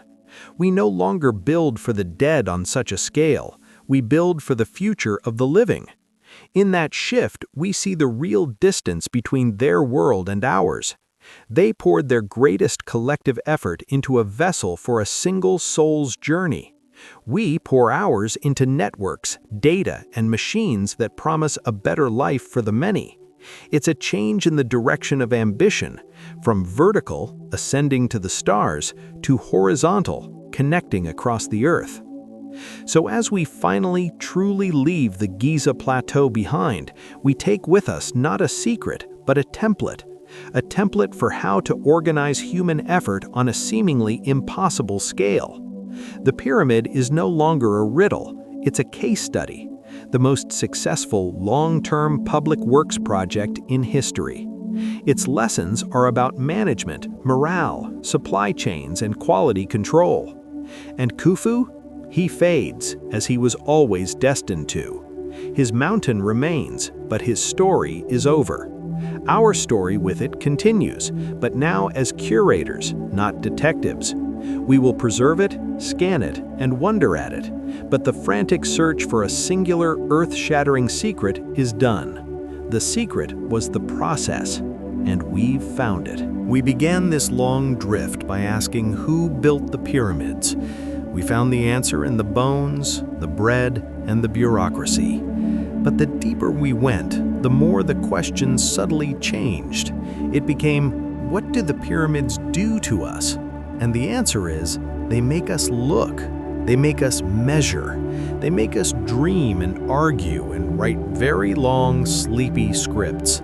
They turn us all into interpreters, scrambling to make meaning from a mountain of data and a void of certainty. In the end, Khufu's greatest achievement wasn't cheating death. He failed at that. His greatest achievement was building something so fundamentally interesting that it would outlast not just his dynasty, but the very language he spoke, the gods he worshipped, and the reason he built it. He built a question that we are still trying to answer, even when we already have the answer. He built a mirror, and when we look into it, all we see, stretching back through 4,500 years of dust and dreams, is our own relentless, baffled, wonderfully human face staring back. And on that note, I think we're done. The story isn't over, of course. There will be new scans, new theories, new graffiti on old tombs. But for now, the silence of the plateau is complete. The last muon has been counted. The last papyrus has been translated, the last tourist has boarded the bus, and the mountain, as always, is just there. Not a mystery to be solved, but a fact to be lived with, a fact that will likely outlive every theory we ever have about it. So good night. Let the silence settle. It's earned it. So, we've followed the story from the first lever to the latest muon scan. We've met the workers, the bureaucrats, the king, and the long parade of interpreters who came after. But there's one final perspective to drift into, a vantage point so distant it makes all the human fuss seem quiet. What does the pyramid look like, not from our century, or even from the next, but from the vantage point of deep time? What is its ultimate destiny, not as a symbol or a tomb, but simply as a pile of rocks on a moving planet?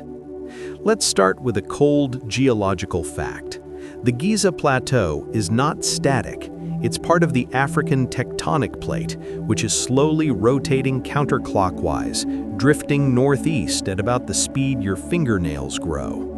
Over millennia, this movement is significant. The Nile, which is ancient branch once lapped at the pyramid's feet, has shifted its course eastward.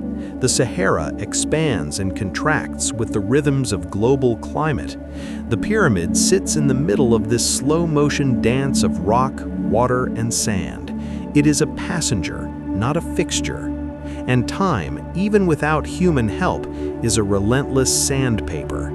The daily heating and cooling of the stone, the rare but corrosive desert rains, the scouring wind that carries microscopic grit, these are the forces that will, given enough millennia, reduce the pyramid to a rounded, anonymous hill. We see the process in microcosm already. The once razor-sharp edges are now rounded. The smooth casing stones are gone, leaving the rough stepped core exposed to the elements. This is not vandalism, it's planetary weathering. It is the universe's most patient demolition crew. The pyramid's final gift is the gift of perspective. It shows us the height of a single concentrated human ambition, and in doing so, it allows us to look at our own sprawling, diffuse, multi-focused ambitions and ask, what are we building? What is our mountain? And will it, in 4,500 years, speak as eloquently of who we were and what we believed was worth the labor of a civilization? The stones of Giza have no more to say. They've said it all. The rest is just echo. So let's let the echo fade. Let the last muon settle into its detector. Let the last academic paper be filed. The desert is reclaiming its silence. And in that silence, there is a kind of peace. The work is done. The story is told. The mountain can go back to being just a mountain, under an infinite sky, waiting for the next civilization to rise, look upon it, and start asking its own set of beautifully wrong questions. Good night. We have, at last, exhausted the pyramid. Not physically, it will stand long after the last steel beam in our cities has oxidized to dust, but narratively. We have followed every thread, from the royal decree to the cosmic ray scan. We have met the foreman, the king, the physicist, and the crank. There is nothing left in the official file. The case is, for all intents and purposes, closed. So now we must do what time itself does. We must drift away. Let's float up and out, leaving the Giza plateau as a geometric shape receding below us, and consider what lies in its vast, silent shadow. Not more facts, but the consequence of the facts. The Great Pyramid, in achieving its ultimate goal of being understood, has rendered itself quiet. And in that quiet, a strange new question forms, not about the past, but about the future. What do we do with a solved mystery? The answer, it seems, is we build a new one, but not out of stone. We build it out of data, speculation, and the ever-shifting sands of online discourse. The pyramid has migrated from the physical desert to the digital one. Its most active afterlife is no longer in Egypt, but in the sprawling, dimly lit server farms and forums where the truth is always just one hidden link away. Here, the orthodox narrative, the one of levers, ramps, and state-fed workers, is not a conclusion, but a provocation. It is the official story, and therefore, by the immutable laws of the internet, it must be a lie. In this space, the pyramid is no longer an archaeological site. It is a rhetorical weapon. It is proof of a cover-up that stretches from the Egyptian Ministry of Antiquities to academia to the media. The evidence for this cover-up is, paradoxically, the very completeness of the orthodox explanation. They want you to believe it was just men with ropes. The sheer mundane competence of the ancient Egyptians becomes, in this view, the most unbelievable story of all. This creates a fascinating inversion. For centuries, the mystery of the pyramid was its construction. Now, in certain circles, the mystery has become its explanation. The real enigma isn't how it was built, it's why they are so determined to make you believe the boring version. The energy once spent wondering about ramps is now spent deconstructing peer-reviewed journals or analyzing the body language of archaeologists in press conferences. The quest has moved from the physical to the metaphysical. It's no longer about the pyramid, it's about the politics of knowledge surrounding the pyramid. And what of the academics, the caretakers of the boring truth? They have entered a phase of meticulous, microscopic refinement. The big questions are settled, so now the work is in the details. They debate the precise mineral content of the mortar from one layer to the next. They use 3D modeling to simulate 100 different ramp configurations to find the one with a 2% better efficiency rate. They analyze the isotopes in the bones from the worker cemetery to determine which province a specific laborer came from. This is the science of the footnote. It is vital, rigorous, and utterly devoid of the romantic thunder that once surrounded the subject. It is the work of stewards, not explorers. Meanwhile, the monument itself continues its slow, physical conversation with the planet. The discovery of the lost Aramat branch of the Nile didn't come from digging, it came from radar satellites piercing the desert floor. The pyramid is now in dialogue with orbital infrastructure. Its environment is being mapped by tools its builders could not have conceived of, even in their most precise rituals. We are no longer just studying the pyramid, we are studying its context on a planetary scale. We are seeing it as a dot in a vast, ancient hydrological system. This is the final, gentle fate of a wonder, to become data, to be stripped of its aura of mystery and converted into a series of points in a cloud, readings in a database, arguments in a journal. This is not a desecration. It is simply the next phase in its long life. The Sphinx was once a god, then a riddle, then a tourist photo op. The pyramid was a resurrection machine, then a quarry, then a conspiracy, then a case study in logistics. Its meaning was never fixed. It was a function of the needs of the culture looking at it. Our culture, obsessed with information and suspicious of authority, has given it two final roles: a benchmark for pseudo-scientific rebellion and a dataset for quiet, meticulous science. Both are in their own ways forms of reverence. One shouts that the pyramid is too special for the official story. The other whispers through a million data points that the official story is special enough. And Khufu? In this digital, data-saturated afterlife, he has achieved a new kind of oblivion. He is not forgotten, but he is flattened. He is a Wikipedia entry, a citation in a paper, a meme about a tyrant. The man who wanted to be a star has become a line of code. His greatest fear has been realized in a way he couldn't have imagined. He hasn't been erased from history, he has been converted into information, which is somehow even less human. So as we finally, truly, irrevocably end this, we are left not with a revelation, but with an atmosphere, a mood. The mood of a party that's over, where the guests have left and you're just turning off the lights. The work is done. The scans are complete. The theories have ossified into textbooks. The shouting matches on forums will continue in an endless loop, but they are just noise echoing in a chamber whose original purpose is extinct. The pyramid's last lesson is about the life cycle of awe. Awe cannot sustain itself on the same object forever. It needs mystery, or at least the frontier of the unknown. We have mapped that frontier for the Great Pyramid. We have reached its beaches. The awe it inspires now is a reflective awe. Awe at the human capacity that built it. Awe at the long journey of understanding it. And perhaps a faint melancholy awe at the realization that some journeys do, in fact, end. The story of the pyramids is complete. What remains is just commentary. And we, my sleepless friend, have just provided a very, very long piece of commentary. The final fact is this: it is okay to be done. The desert is vast, and there are other shadows to explore, other quiet ruins humming with their own finished stories. But for this one, the file is closed. The last word has been spoken. The sand, patient and endless, is already smoothing over the footprints we made while looking. Good night. Well, we are past the end now. We have completed the circuit.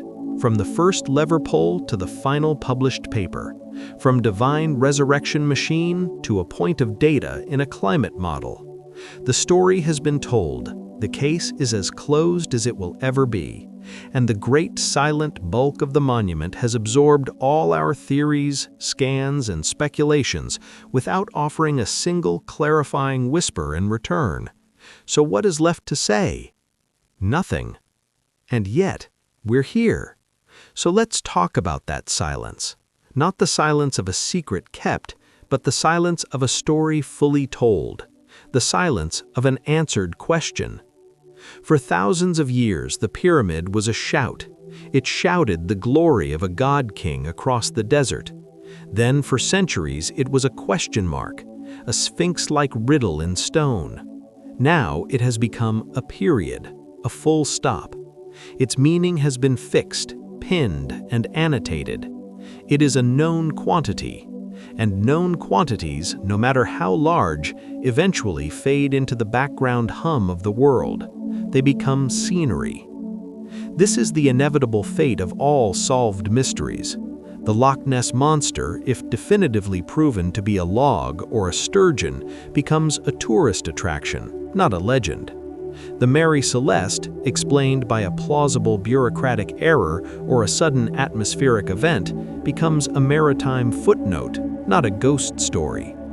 The thrill is in the not knowing. The pyramid's greatest trick was sustaining that not knowing for 4.5 millennia. It has finally run out of cred. So the modern visitor to Giza, armed with a smartphone that can instantly call up the worker's diet, the ramp theories, and the muon scan results, stands before a paradox.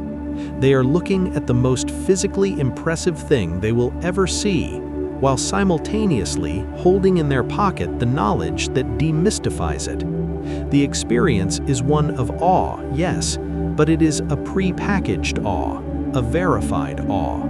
It lacks the delicious, terrifying frisson of the truly unexplained. The magic has been sterilized by understanding. This leaves the pyramid in its ultimate and perhaps most dignified role, as a monument to human curiosity itself. We are not celebrating Khufu anymore. We are celebrating the long, meandering, fractious, glorious human project of figuring it out. The pyramid is the trophy case for that project. Inside it, metaphorically, we place the tools of every era. Herodotus's gossip, Al-Mamun's battering ram, Vice's dynamite, Petrie's calipers, Hawas's trowel, and the sleek muon detectors of the Scan Pyramids team. The pyramid is no longer the subject, it is the museum for its own investigation. And what of us, the endless listeners, the consumers of this long, sleepy narrative?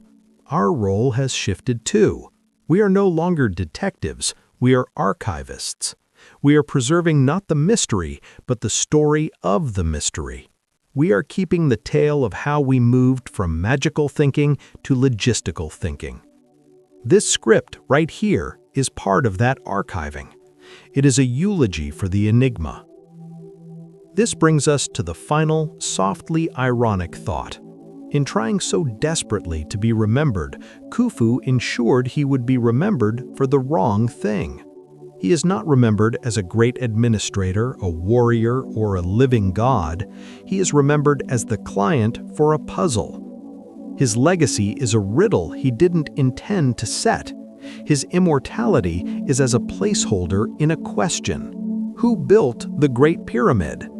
The answer is Khufu's workforce, but the cultural energy has always been on the question mark, not the name.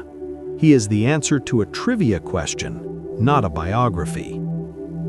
So the pyramid's long echo is finally fading. The sound it leaves behind is not a boom, but a sigh. The sigh of a civilization that has completed its homework. The sigh of a mystery that has been loved to death by scrutiny. There will be no more shocking historical facts. The last shocking fact was the first one we discussed, that it was built by well-fed, proud, organized humans. Everything after that has been a long, slow, meticulous proof of that initial revolutionary dullness. And with that, we have reached the actual final end, not with a revelation of a hidden chamber, but with the realization that we don't need one. The pyramid is enough. It is a complete statement. Our understanding of it is complete enough. The conversation is over. The desert night is cool and deep. The stars that the builders used for alignment are still there, though their positions have shifted imperceptibly. The stones are cooling. The last tour bus has departed. The scanners are powered down. The historians have run out of words. It is time, at last, to stop talking about the pyramid and simply let it be, to accept its presence as a fact of the world, like a mountain range or a sea, a fact we have explored, mapped, and explained. Our work is done. The rest is just the quiet, endless business of geology and time, which has no need for scripts or theories or listeners. This is the true deep sleep of history, not the forgetting, but the calm that comes after knowing. Good night. All right, this is it, the final part. We've talked the pyramid into dust. We've followed every thread until it vanished into the weave. We've sat in the silence after the last fact has been filed away. So what now? We are in a strange place narratively. We have told a complete story, but a story is a path, and a path implies you can leave it. So let's leave. Let's not look back at the receding geometry of Giza. Let's turn our gaze instead to the endless desert stretching away from it. Because the real truth of the pyramid isn't contained in its stones. The real truth is in the empty space around it. It's in all the things that aren't there. For every skilled mason in the Friends of Khufu gang, there were 100 farmers back in the Nile Valley whose surplus grain was taxed to feed him. Their names are gone. Their stories are the blank parchment on which the pyramid story was written. For every perfectly cut casing stone, there is a story that wasn't told. A child that wasn't fed because the father was on a 3-month corvée labor rotation. A local irrigation project that was delayed. A small village festival that went uncelebrated because the priests and administrators were all focused on the horizon of the king.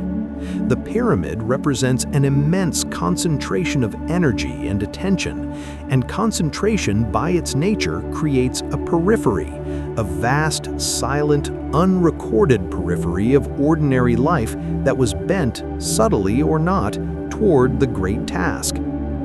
This is the true shadow of the pyramid, not the geometric one it casts at sunset, but the historical one, the shadow of omission. We celebrate the logistics, but we cannot see the cost, because the cost was paid in the quiet, incremental adjustments of 1 million daily lives that left no papyrus trail. The workers' tombs show us the pride of those who were at the site. They don't show us the resignation or the quiet hardship of those whose world was tilted toward it from 100 miles away. History is written by the concentrators of power. The diffuse background hum of the society that enabled them is the true silence we cannot breach. This leads to the final, unanswerable question: was it worth it? From our modern utilitarian viewpoint, obsessed with progress and material improvement, the answer seems like a clear no. It was a catastrophic allocation of resources to a non-productive, purely symbolic end. It didn't cure disease, improve crop yields, or advance technology in any way that benefited the people who built it. It was, in economic terms, a dead loss. But to judge it by that metric is to miss the point entirely. The pyramid wasn't an investment in this world. It was an investment in the next one. It was a cosmological imperative. To ask, was it worth it, is as nonsensical to a 4th dynasty Egyptian as asking a devout medieval peasant if building a cathedral was worth it in terms of housing value. You're speaking different languages. The value was in the act of creation itself, as an act of worship, as a maintenance of cosmic order, Ma'at. The pyramid wasn't built despite its cost. Its cost was its value. The sheer, staggering, society-bending effort was the point. It was the proof of devotion. The difficulty was the offering. So the pyramid stands as a permanent rebuke to our modern logic. It declares that there are things a society will do that make no practical sense, that defy cost-benefit analysis, that are beautiful, terrible, and utterly irrational, and that in doing them, that society defines itself more completely than in any of its practical works. We don't build like that anymore. We can't. Our faiths are too diffuse, our societies too pluralistic, our logic too mercantile. Our great projects are laboratories and particle accelerators and space telescopes, all of which promise a tangible return of knowledge. We have secularized our sublime. The pyramid is the last, greatest monument to the age of the sacred, irrational collective act. We can study it, but we can never replicate the state of mind that conceived it. That psychic continent is lost to us. And so, as we walk away from Giza for the last time, we are not just leaving a pile of stones. We are leaving a whole way of being in the world, a way where the ultimate purpose of a civilization could be to build a single perfect machine for a single soul's journey. We are leaving behind the very idea of that kind of purpose. The path ahead is different. It is not a straight processional causeway leading to a single point. It is a tangled, branching network leading everywhere and nowhere. Our ambitions are networked, not pyramidal. Our monuments are data centers, social media platforms, genetic codes, things that are powerful precisely because they are decentralized and replicable, not unique and central. The pyramid, then, is not just an ancient thing. It is a fossil of an ancient mind, and we have finished excavating that fossil. We have brushed the sand from its bones, analyzed its strata, and placed it in the museum of human thought. Our work is done. The story is over because the world that could produce such a story is over. The silence that now surrounds the pyramid is not the silence of mystery. It is the silence of a completed conversation between two civilizations too far apart in time to truly understand each other. We have shouted all our questions across the millennia and received, in return, only the wind over stone and the patient, endless settling of sand. It is enough. We can go. The desert is wide and the night is long, and there are other ruins, other silences, waiting. But for this one, we are finally, blessedly, done. Good night. And so, we have drifted far beyond the last block, the last scan, the last plausible theory. The pyramid is no longer an object of inquiry, it is a known quantity, a fact, and facts, once fully digested, become furniture. They are part of the landscape of the mind. You no longer stare at them and wonder, you just know they are there. This is the final, quiet victory of the monument. It has achieved the ultimate state of being for an inanimate object. It has become boring. But this boredom is not an insult, it is the highest compliment. It means the structure has been fully absorbed into human understanding.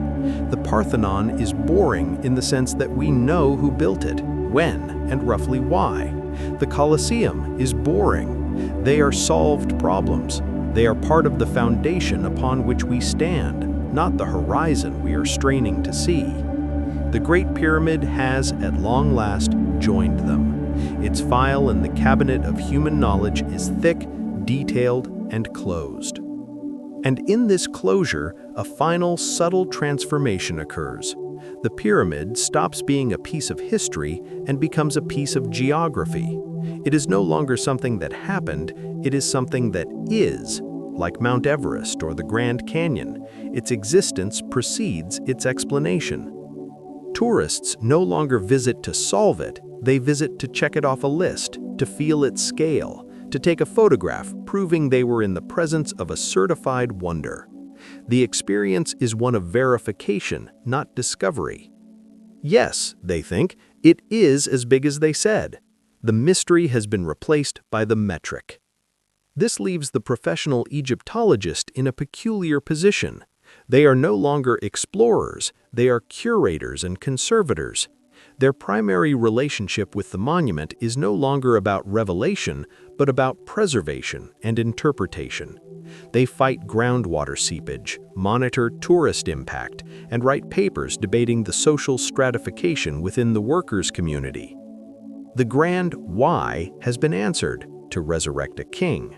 Now they are left with the infinite tiny hows and what-ifs of daily life 4,500 years ago.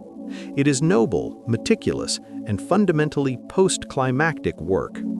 They are tending a grave that has long since been emptied of its intended occupant, which remains full of stories about the people who dug it.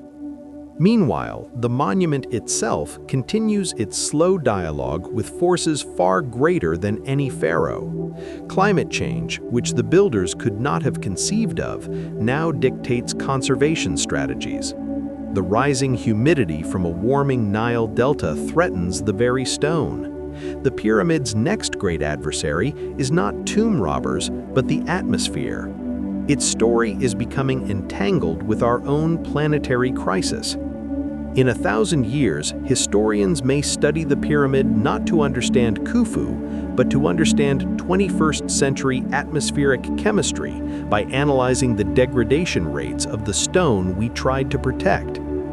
And Khufu, in this ultimate quiet phase, he achieves his final form, an administrative entry, a regnal year on a papyrus, a source of employment for thousands, a name attached to a UNESCO World Heritage Management Plan. He is less a person than a logistical node, a function.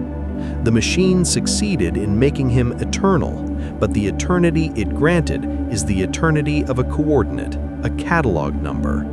He is fixed forever at the center of a web of research, tourism, and conservation. But the man is utterly gone. The machine ate the ghost it was built to launch. So we are left, you and I, in the quiet after the last question has been asked and answered. The narrative impulse is spent. There is no more drama to mine, no hidden chamber to unveil, no lost technology to rediscover. There is just a very large, very old, very well-documented pile of limestone blocks. And perhaps, in the end, that is the most profound thing of all. That after all the aliens and conspiracies and divine interventions and romantic horrors, the truth is just rocks, arranged with impossible skill by people who were hungry, proud, organized, and driven by a belief we can intellectually understand but will never emotionally feel. The banality of the truth is its own kind of marvel. It tells us that the universe is not inherently mysterious. Sometimes the most incredible things have the most ordinary explanations. We just have to be patient enough and careful enough to find them. The search for magic was the search itself, and the search is over. The pyramid won. It outlasted our need for it to be magical. It just is. With the facts settled and the wonder filed away, the human mind does what it must. It makes poetry. The pyramid, stripped of its literal secrets, becomes fertile ground for metaphor. It is no longer a tomb, but a shape, and shapes are ideas. It becomes the metaphor for hierarchy, the broad base of laborers supporting the narrowing tiers of officials, culminating in the single apex point of the king. It is the org chart from hell carved in stone, Every management consultant who has ever drawn a triangle on a whiteboard is channeling, unconsciously, the Great Pyramid of Giza. It is the ultimate symbol of top-down control, of concentrated power. This is why it fascinates and repels the modern, democratic, networked mind. It is the antithesis of our ideal. It becomes a metaphor for knowledge, the broad base of unrefined data, the quarry, shaped and refined into intermediate understanding, the core blocks, and finally polished into a singular gleaming point of truth, the lost capstone. Or, inversely, it becomes a metaphor for ignorance. We have a small peak of what we know, resting on a vast, hidden base of what we do not. It becomes a metaphor for life itself. We start broad, with infinite potential, the base, and spend our years narrowing our focus, shedding possibilities, until we reach the single, pointed culmination of our existence, the apex, after which there is only the empty sky. The pyramid is the shape of a lifespan, of a career, of a narrowing funnel of time. In this phase, the pyramid ceases to be Egyptian, it becomes universal. It is a geometric archetype that happened to find its most perfect physical expression in the desert near Cairo. But the idea of it, the solid, stable, ascending triangle, exists independently. The builders did not invent the shape, they gave the shape its most audacious home. 1. The archaeologist. He stands at dawn, as he has for 40 years, on the northern edge of the plateau. The first sun hits the tip of Khafre's pyramid, then slowly drips down its side like molten gold. He has not come to discover anything new. He comes for the silence, which is fuller here than anywhere else on Earth. It is a silence composed of finished labor. All the shouts, chants, and dragging sounds are gone, absorbed into the stone. He is not studying the pyramid anymore. He is keeping a vigil with it. He is the friend who stays after the party to help clean up, long after the guest of honor has left and the music has stopped. His work is maintenance now, tending a memory that has outlived its own meaning. He turns, walks to his office, and opens a file titled Mortar Sample Analysis, Sector G7, 2023. The great work has become small work. This is how great things end, not with a bang, but with a spreadsheet. Part 2. The Tourist. She holds up her phone, framing the shot. She wants the Sphinx and Khafre's pyramid together. She taps the screen. The image is captured. She looks at it for a second, a tiny glowing rectangle containing one of the largest things humans have ever made. She is satisfied. She has it. The experience is now a commodity, stored in the cloud. She turns away, already thinking of the gift shop, of lunch. The monument did not speak to her, and she did not expect it to. Their relationship was transactional. She gave it her attention for 4.3 seconds. It gave her a JPEG. This is the modern pilgrimage. It is not about awe, it is about acquisition. The wonder has been downloaded. 3. The Stone. A single block of core masonry somewhere in the middle of the north face. It has never seen the sun directly. It was placed here, levered and chalked and settled, around 2520 BC. It has felt the weight of the blocks above it for 45 centuries. It has felt the infinitesimal creep of the tectonic plate. It felt the vibration of Al-Mamun's battering ram, a dull, distant throb. It now feels the microscopic shudder of the Cairo metro, 5 miles distant. It is cooling, slowly, as the Earth's internal heat retreats. In 1,000,000 years, it will be just another piece of weathered limestone rubble at the base of a strange, rounded hill. Its identity as part of the horizon of Khufu will be utterly erased. It will have returned to being what it always was, a piece of the Earth. The journey from quarry to monument to rubble is a long, slow circle. The stone is patient. It knows it is going home. Imagine, if you will, that the Great Pyramid is not a tomb, but a library, the last and greatest library of the Old Kingdom. But its books are not papyrus, they are stones. Every block is a volume, its weight, its grain, its quarry marks, its position. All of this is data. The, quote, books on the lower shelves are heavy, coarse, and local. They tell the story of the earth nearby. As you move inward and upward, the, quote, books change. The limestone becomes finer from Tura across the river. Then come the granite tomes, heavy and dark from distant Aswan. The collection is organized, not by title, but by structural necessity and the flow of logistics. The Grand Gallery is a majestic reading room, built to house the immense, quote, volumes of the ceiling beams. The King's Chamber is a secured rare books room, housing the single massive sarcophagus, the library's cornerstone text, now missing its pages. For millennia, we couldn't read this library. We broke in, mistook it for a treasury, and ransacked it looking for gold. We were illiterate. We saw only the binding, not the text. Now we are learning the language. The muon scanner is a non-invasive page-turning device. The geological analysis is a form of literary criticism, tracing the provenance of each volume. The discovery of the workers' town is like finding the library's payroll and cafeteria records, the metadata of the collection's creation. We thought the pyramid was hiding a secret book, a single revelatory text, but the pyramid is the book. The entire structure is the message. The message is about transport, about mass, about angles, about collective will. The story it tells is not of gods, but of gradients and levers. It is the most ambitious engineering textbook ever written, authored by a civilization and bound in stone. And we have finally, painstakingly, read it, cover to cover.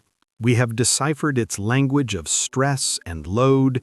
We have understood its plot, which is about the movement of matter from one point to another. The climax is the placement of the capstone. The denouement is 4,500 years of erosion. The library is now cataloged. The mystery was our own illiteracy. The revelation is that there was never a hidden meaning. The meaning was in the sheer, overwhelming fact of the construction itself. The library's only secret was its own index, and we have found it. So, we can close the book. We can turn off the light in the reading room. The story is over. We have reached the last page. It is blank. It was always blank. The story was the book, not what was written on it. And we have finally, painstakingly, read it, cover to cover. We have deciphered its language of stress and load. We have understood its plot, which is about the movement of matter from one point to another. The climax is the placement of the capstone. The denouement is 4,500 years of erosion. The library is now cataloged. The mystery was our own illiteracy. The revelation is that there was never a hidden meaning. The meaning was in the sheer, overwhelming fact of the construction itself. The library's only secret was its own index, and we have found it. So, we can close the book. We can turn off the light in the reading room. The story is over. We have reached the last page. It is blank. It was always blank. The story was the book, not what was written on it. And so we arrive here, at the end of words. We have talked for what feels like centuries in a slow, sleepy monologue that has traced and retraced every contour of the subject until the subject itself has dissolved into the drone of the voice describing it. The pyramid is gone, not physically, but narratively.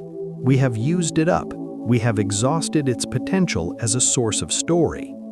It has nothing left to give us but its presence, and presence is not a narrative, it is a state of being. We are out of time, not in the sense of having no time left, but in the sense of having moved beyond the timeline where the pyramid is an active player.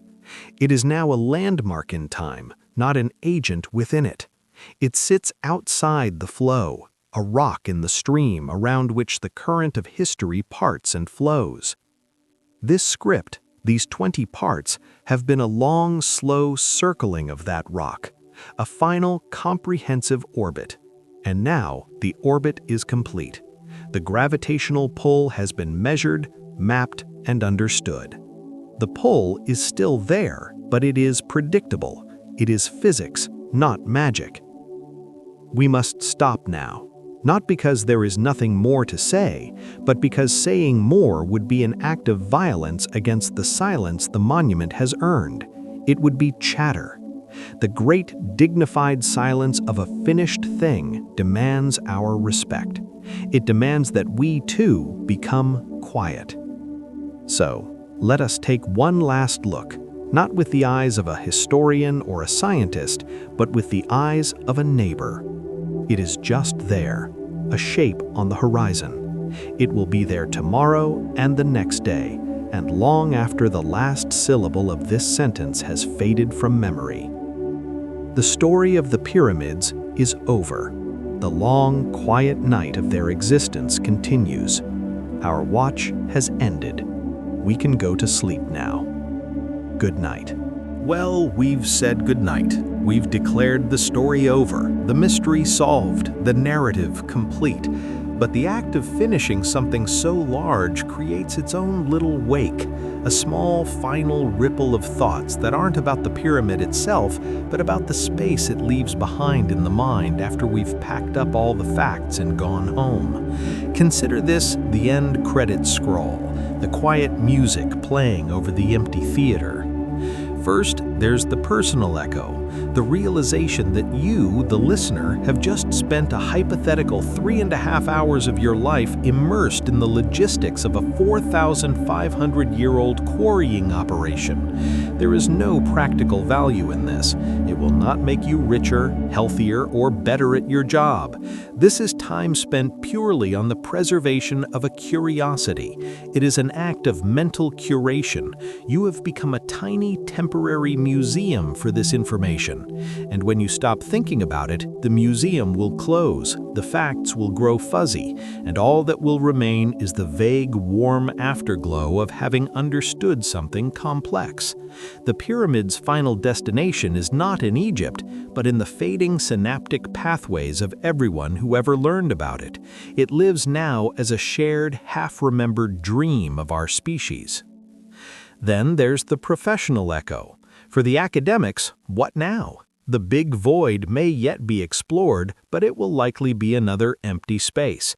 The workers' town will yield more shards of pottery, more fish bones. The papers will get more specialized, the conferences more niche. The field will not die, but it will stratify. It will become a quiet, respectable backwater of archaeology, where the most exciting find in a decade might be a new type of copper chisel or a slightly different administrative title on a seal impression. The thrill of the grand revelation is gone. What remains is the gentle, lifelong companionship with the subject. It's the difference between a passionate love affair and a long marriage. The fireworks are over. Now it's just the careful daily tending of a shared garden. And for the conspiracy theorist, the echo is one of perpetual, delicious dissatisfaction. The solved mystery is their nightmare, so they must insist it is not solved. The evidence itself becomes proof of the cover-up. The muon scans, faked or misinterpreted. The workers' tombs, planted. The Wadi al-Jarf papyri, forgeries by the deep-state Egyptological cabal. Their pyramid is not made of limestone, it is made of suspicion. It is a monument to the belief that authority is always lying. And in that, they have built their own pyramid, one that can never be toppled by evidence, because evidence is just more building material for its walls. Theirs is the only pyramid that will never be finished and never be boring. Finally, there is the historical echo, the pyramid as a failed project. This is the quietest, most profound thought of all. By its own intended metrics, the Great Pyramid was a catastrophic failure. Its core function, to protect the king's body and facilitate his celestial resurrection, lasted perhaps a few hundred years before being violently terminated by robbers. The machine broke, the ritual was interrupted, the divine passport went unused. As a tomb, it gets a grade of F. But as a symbol of power, as a demonstration of state capacity, as an accidental catalyst for 4,500 years of tourism, speculation, and scientific inquiry, it is an A+. It succeeded beyond its wildest dreams by failing so completely at its original task. It's like a novelist who sets out to write a cheap romance, fails utterly, but in the process accidentally creates a seminal work of existential philosophy that is studied for centuries. The pyramid aimed for the afterlife and hit the human imagination instead. It is the most magnificent wrong target in history. So we end not with the pyramid as a wonder, but as a mistake, a glorious, beautiful, inspiring mistake, a testament to the fact that the most enduring legacies are often the accidental byproducts of our aimed intentions. Khufu didn't want to inspire YouTube documentaries or muon tomography. He wanted to become a star. He failed. And in failing, he became something much, much bigger, a permanent question mark in stone, a Rorschach test for every era, and a lesson in the ironic arc of history. The story is over because we have finally understood the punchline. The joke is on him, and on us for taking so long to get it. The curtain is down, the house lights are coming up, the seats are empty. Go home. The show isn't just over. The theater itself is closing. There's nothing left to see here. Good night. For real this time. We have said good night. For real. We have declared the case closed, the data filed, the echoes traced to their source. Yet in the absolute silence that follows a finished thing, the mind, refusing to be quiet, does one last gentle thing. It doesn't think about the subject anymore. It thinks in the shape of the subject. The pyramid, having shed all its historical particulars, becomes pure geometry in the dark. Not the geometry of measurements, but the geometry of feeling. It becomes the shape of a certain kind of ambition, narrow, focused, ascending to a single sharp point. It is the ambition of a laser, not a light bulb. We don't build that way anymore. Our ambitions are networked, sprawling, decentralized. They look like the internet, a messy web, not a clean triangle. The pyramid is therefore a fossil of a lost psychic structure.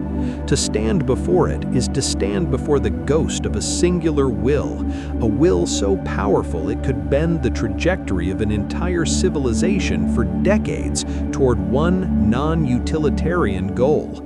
We can no longer even conceive of such a will.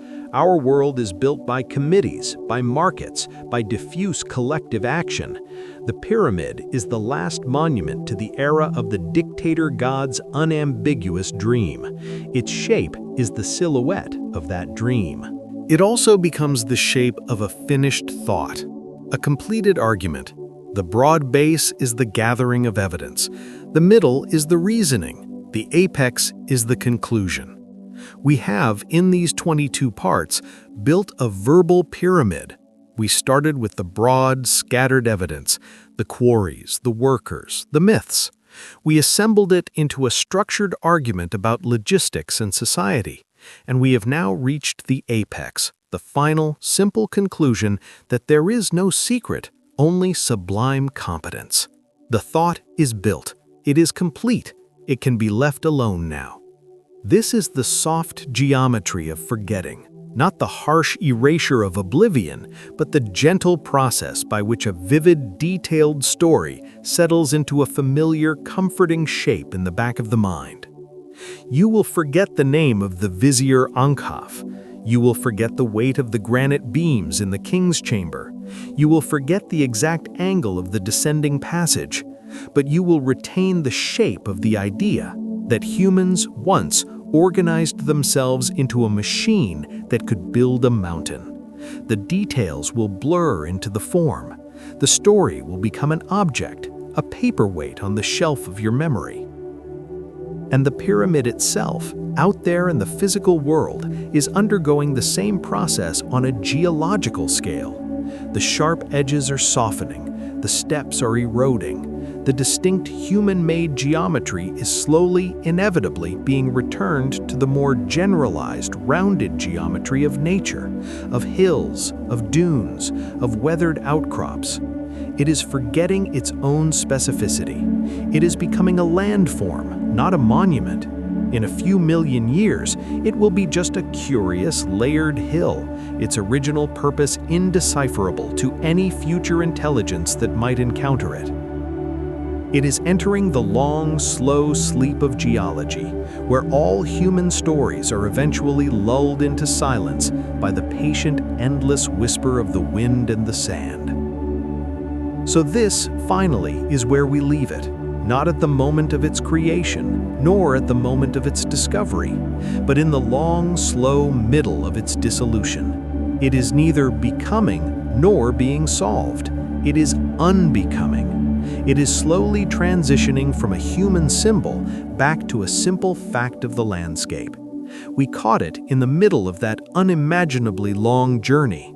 We paused its unbecoming for a few centuries of frantic study, shouted our questions at it, and got our answers. And now we must step back and let the process resume. Our time with it was a brief parenthesis in its multi-million-year sentence. The parenthesis is now closing.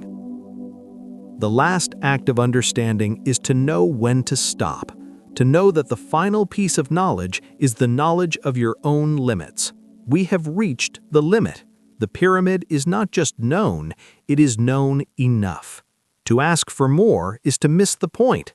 The point is the shape, not the stone, the idea, not the inventory, the awe, not the analysis. We have the shape, the idea, the awe. Therefore, we are done. The mind can let go of the particulars. It can allow the great silent triangle to recede into the background of thought, where it will sit alongside other basic shapes, the circle, the square, the spiral, as a permanent part of the furniture of human consciousness. It is over. Let it be. Let it go. Let it soften in your mind and in the desert, back into the quiet from which it came. Good night. There is a thought experiment, a final ghost story for the fully informed mind. We know the pyramid's mechanisms, its workforce, its timeline, but let's imagine one last purely speculative chamber. Not a physical one, the muons have ruled that out, or at least rendered it profoundly unlikely, but a metaphysical one. Let's call it the chamber of the unrecorded moment. It is not carved from granite or limestone. It is built from absence.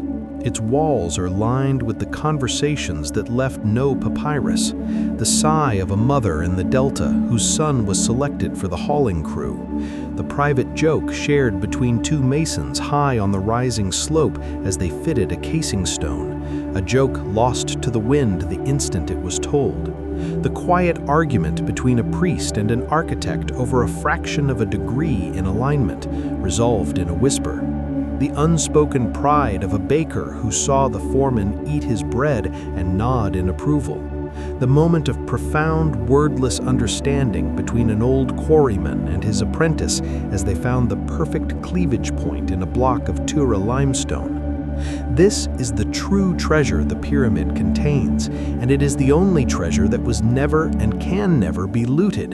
It is the sum total of the human experiences that were essential to the project, but irrelevant to its official record.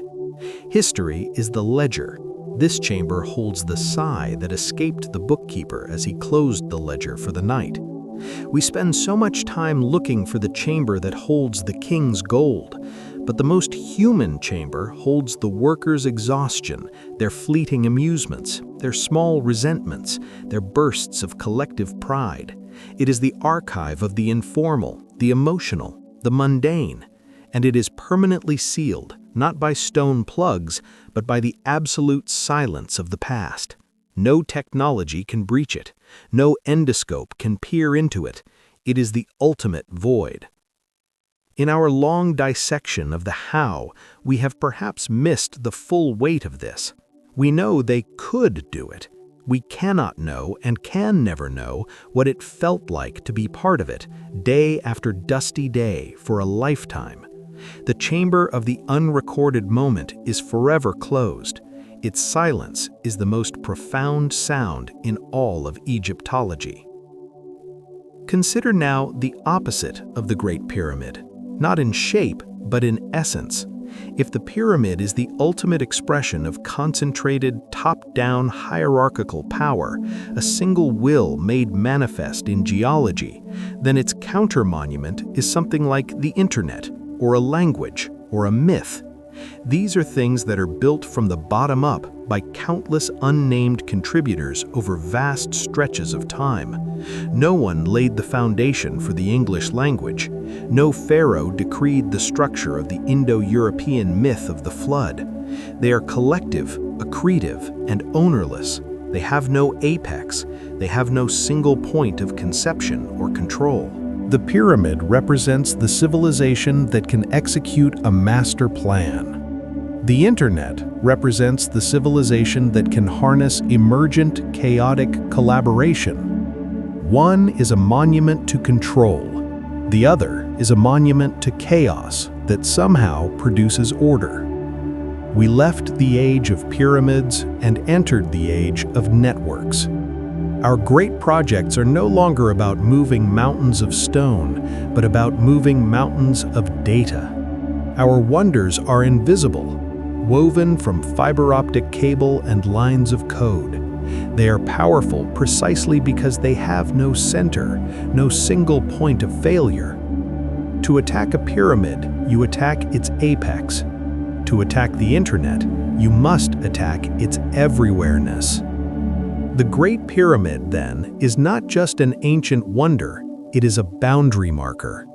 It stands at the farthest frontier of one way of being human, the way of the singular, sacred, centralizing project.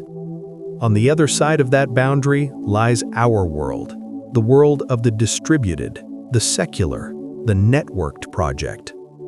We can study the pyramid, but we can no longer think like its builders. Their mindset is as foreign to us as the mind of a neural network would be to them. We are separated not just by years, but by a fundamental cognitive revolution. We have democratized the sublime. And in doing so, we have made it impossible to ever again build something like the Great Pyramid, not because we lack the skill, but because we lack the shared, unifying, irrational faith that could justify it. The pyramid is therefore a fossil of a lost political and psychological continent. We admire it from the shore of a new world, a world where the very idea of such a concentrated expenditure of human life for a single symbolic goal seems not just impractical, but morally grotesque. It is a monument we are forever done building, and that may be the most significant thing about it. And so, we hand the story back to the only true historian, the desert. For centuries, we have been the noisy interlopers, breaking, entering, measuring, theorizing, scanning, debating. We have laid our grids over the plateau, our timelines over the millennia, our meanings over the mute stones. We have filled the silence with our clamor. Now, it is time to pay our debt to the silence. The investigation is complete. The last thesis has been defended. The last documentary has been filmed. The last long, sleepy YouTube script has been written. Now the sand resumes its work. It will sift, grain by imperceptible grain, into every crack we opened. It will smooth the rough edges our tools made. It will bury again the lower courses. It will whisper against the north face in a wind that has blown since before the first foundation ceremony. It will do what it has always done, patiently, relentlessly, return everything to a state of featurelessness. The pyramid, in its final geological destiny, is not a triumph over nature. It is a temporary pattern in nature's substance, a giddy in the flow of sediment and time, a pattern that has held, miraculously, for a long while. But the flow continues. The pattern will, one day, dissolve. Our great realization that it was built by humans, not gods, is itself a temporary truth. In a future so distant it mocks the word, the pyramid will be just a strange geological anomaly. The question of who built it will be meaningless. The very concept of a builder will have evaporated. There will only be a hill with oddly regular layers. This is the perspective that finally stills the mind. All our fuss, the conspiracies, the academic spats, the national pride, the tourist snaps, is just a brief chattering flicker on the surface of a deep, slow, silent process. The pyramid was not built for eternity. Nothing is. It was built for a duration, and that duration is, from the desert's point of view, almost up. We can stop now, not because we have all the answers, but because we have understood the context. The context is time, and time is winding down our clock on this particular puzzle. It has given us our few centuries of scrutiny, and now it is gently taking the object of our scrutiny back. It is okay. The work was good. The understanding was worthwhile. But the lease is ending. The sand is blowing. The stars the builders used for alignment have long since drifted. The Nile branch that fed the harbor has silted up. The last worker's name has faded from his crude tomb. The king's body is atoms. The capstone is dust. All that remains is the slow, gentle, inexorable return. Good night. The desert is waiting. It has all the time in the world, and it is gently, patiently reclaiming its own.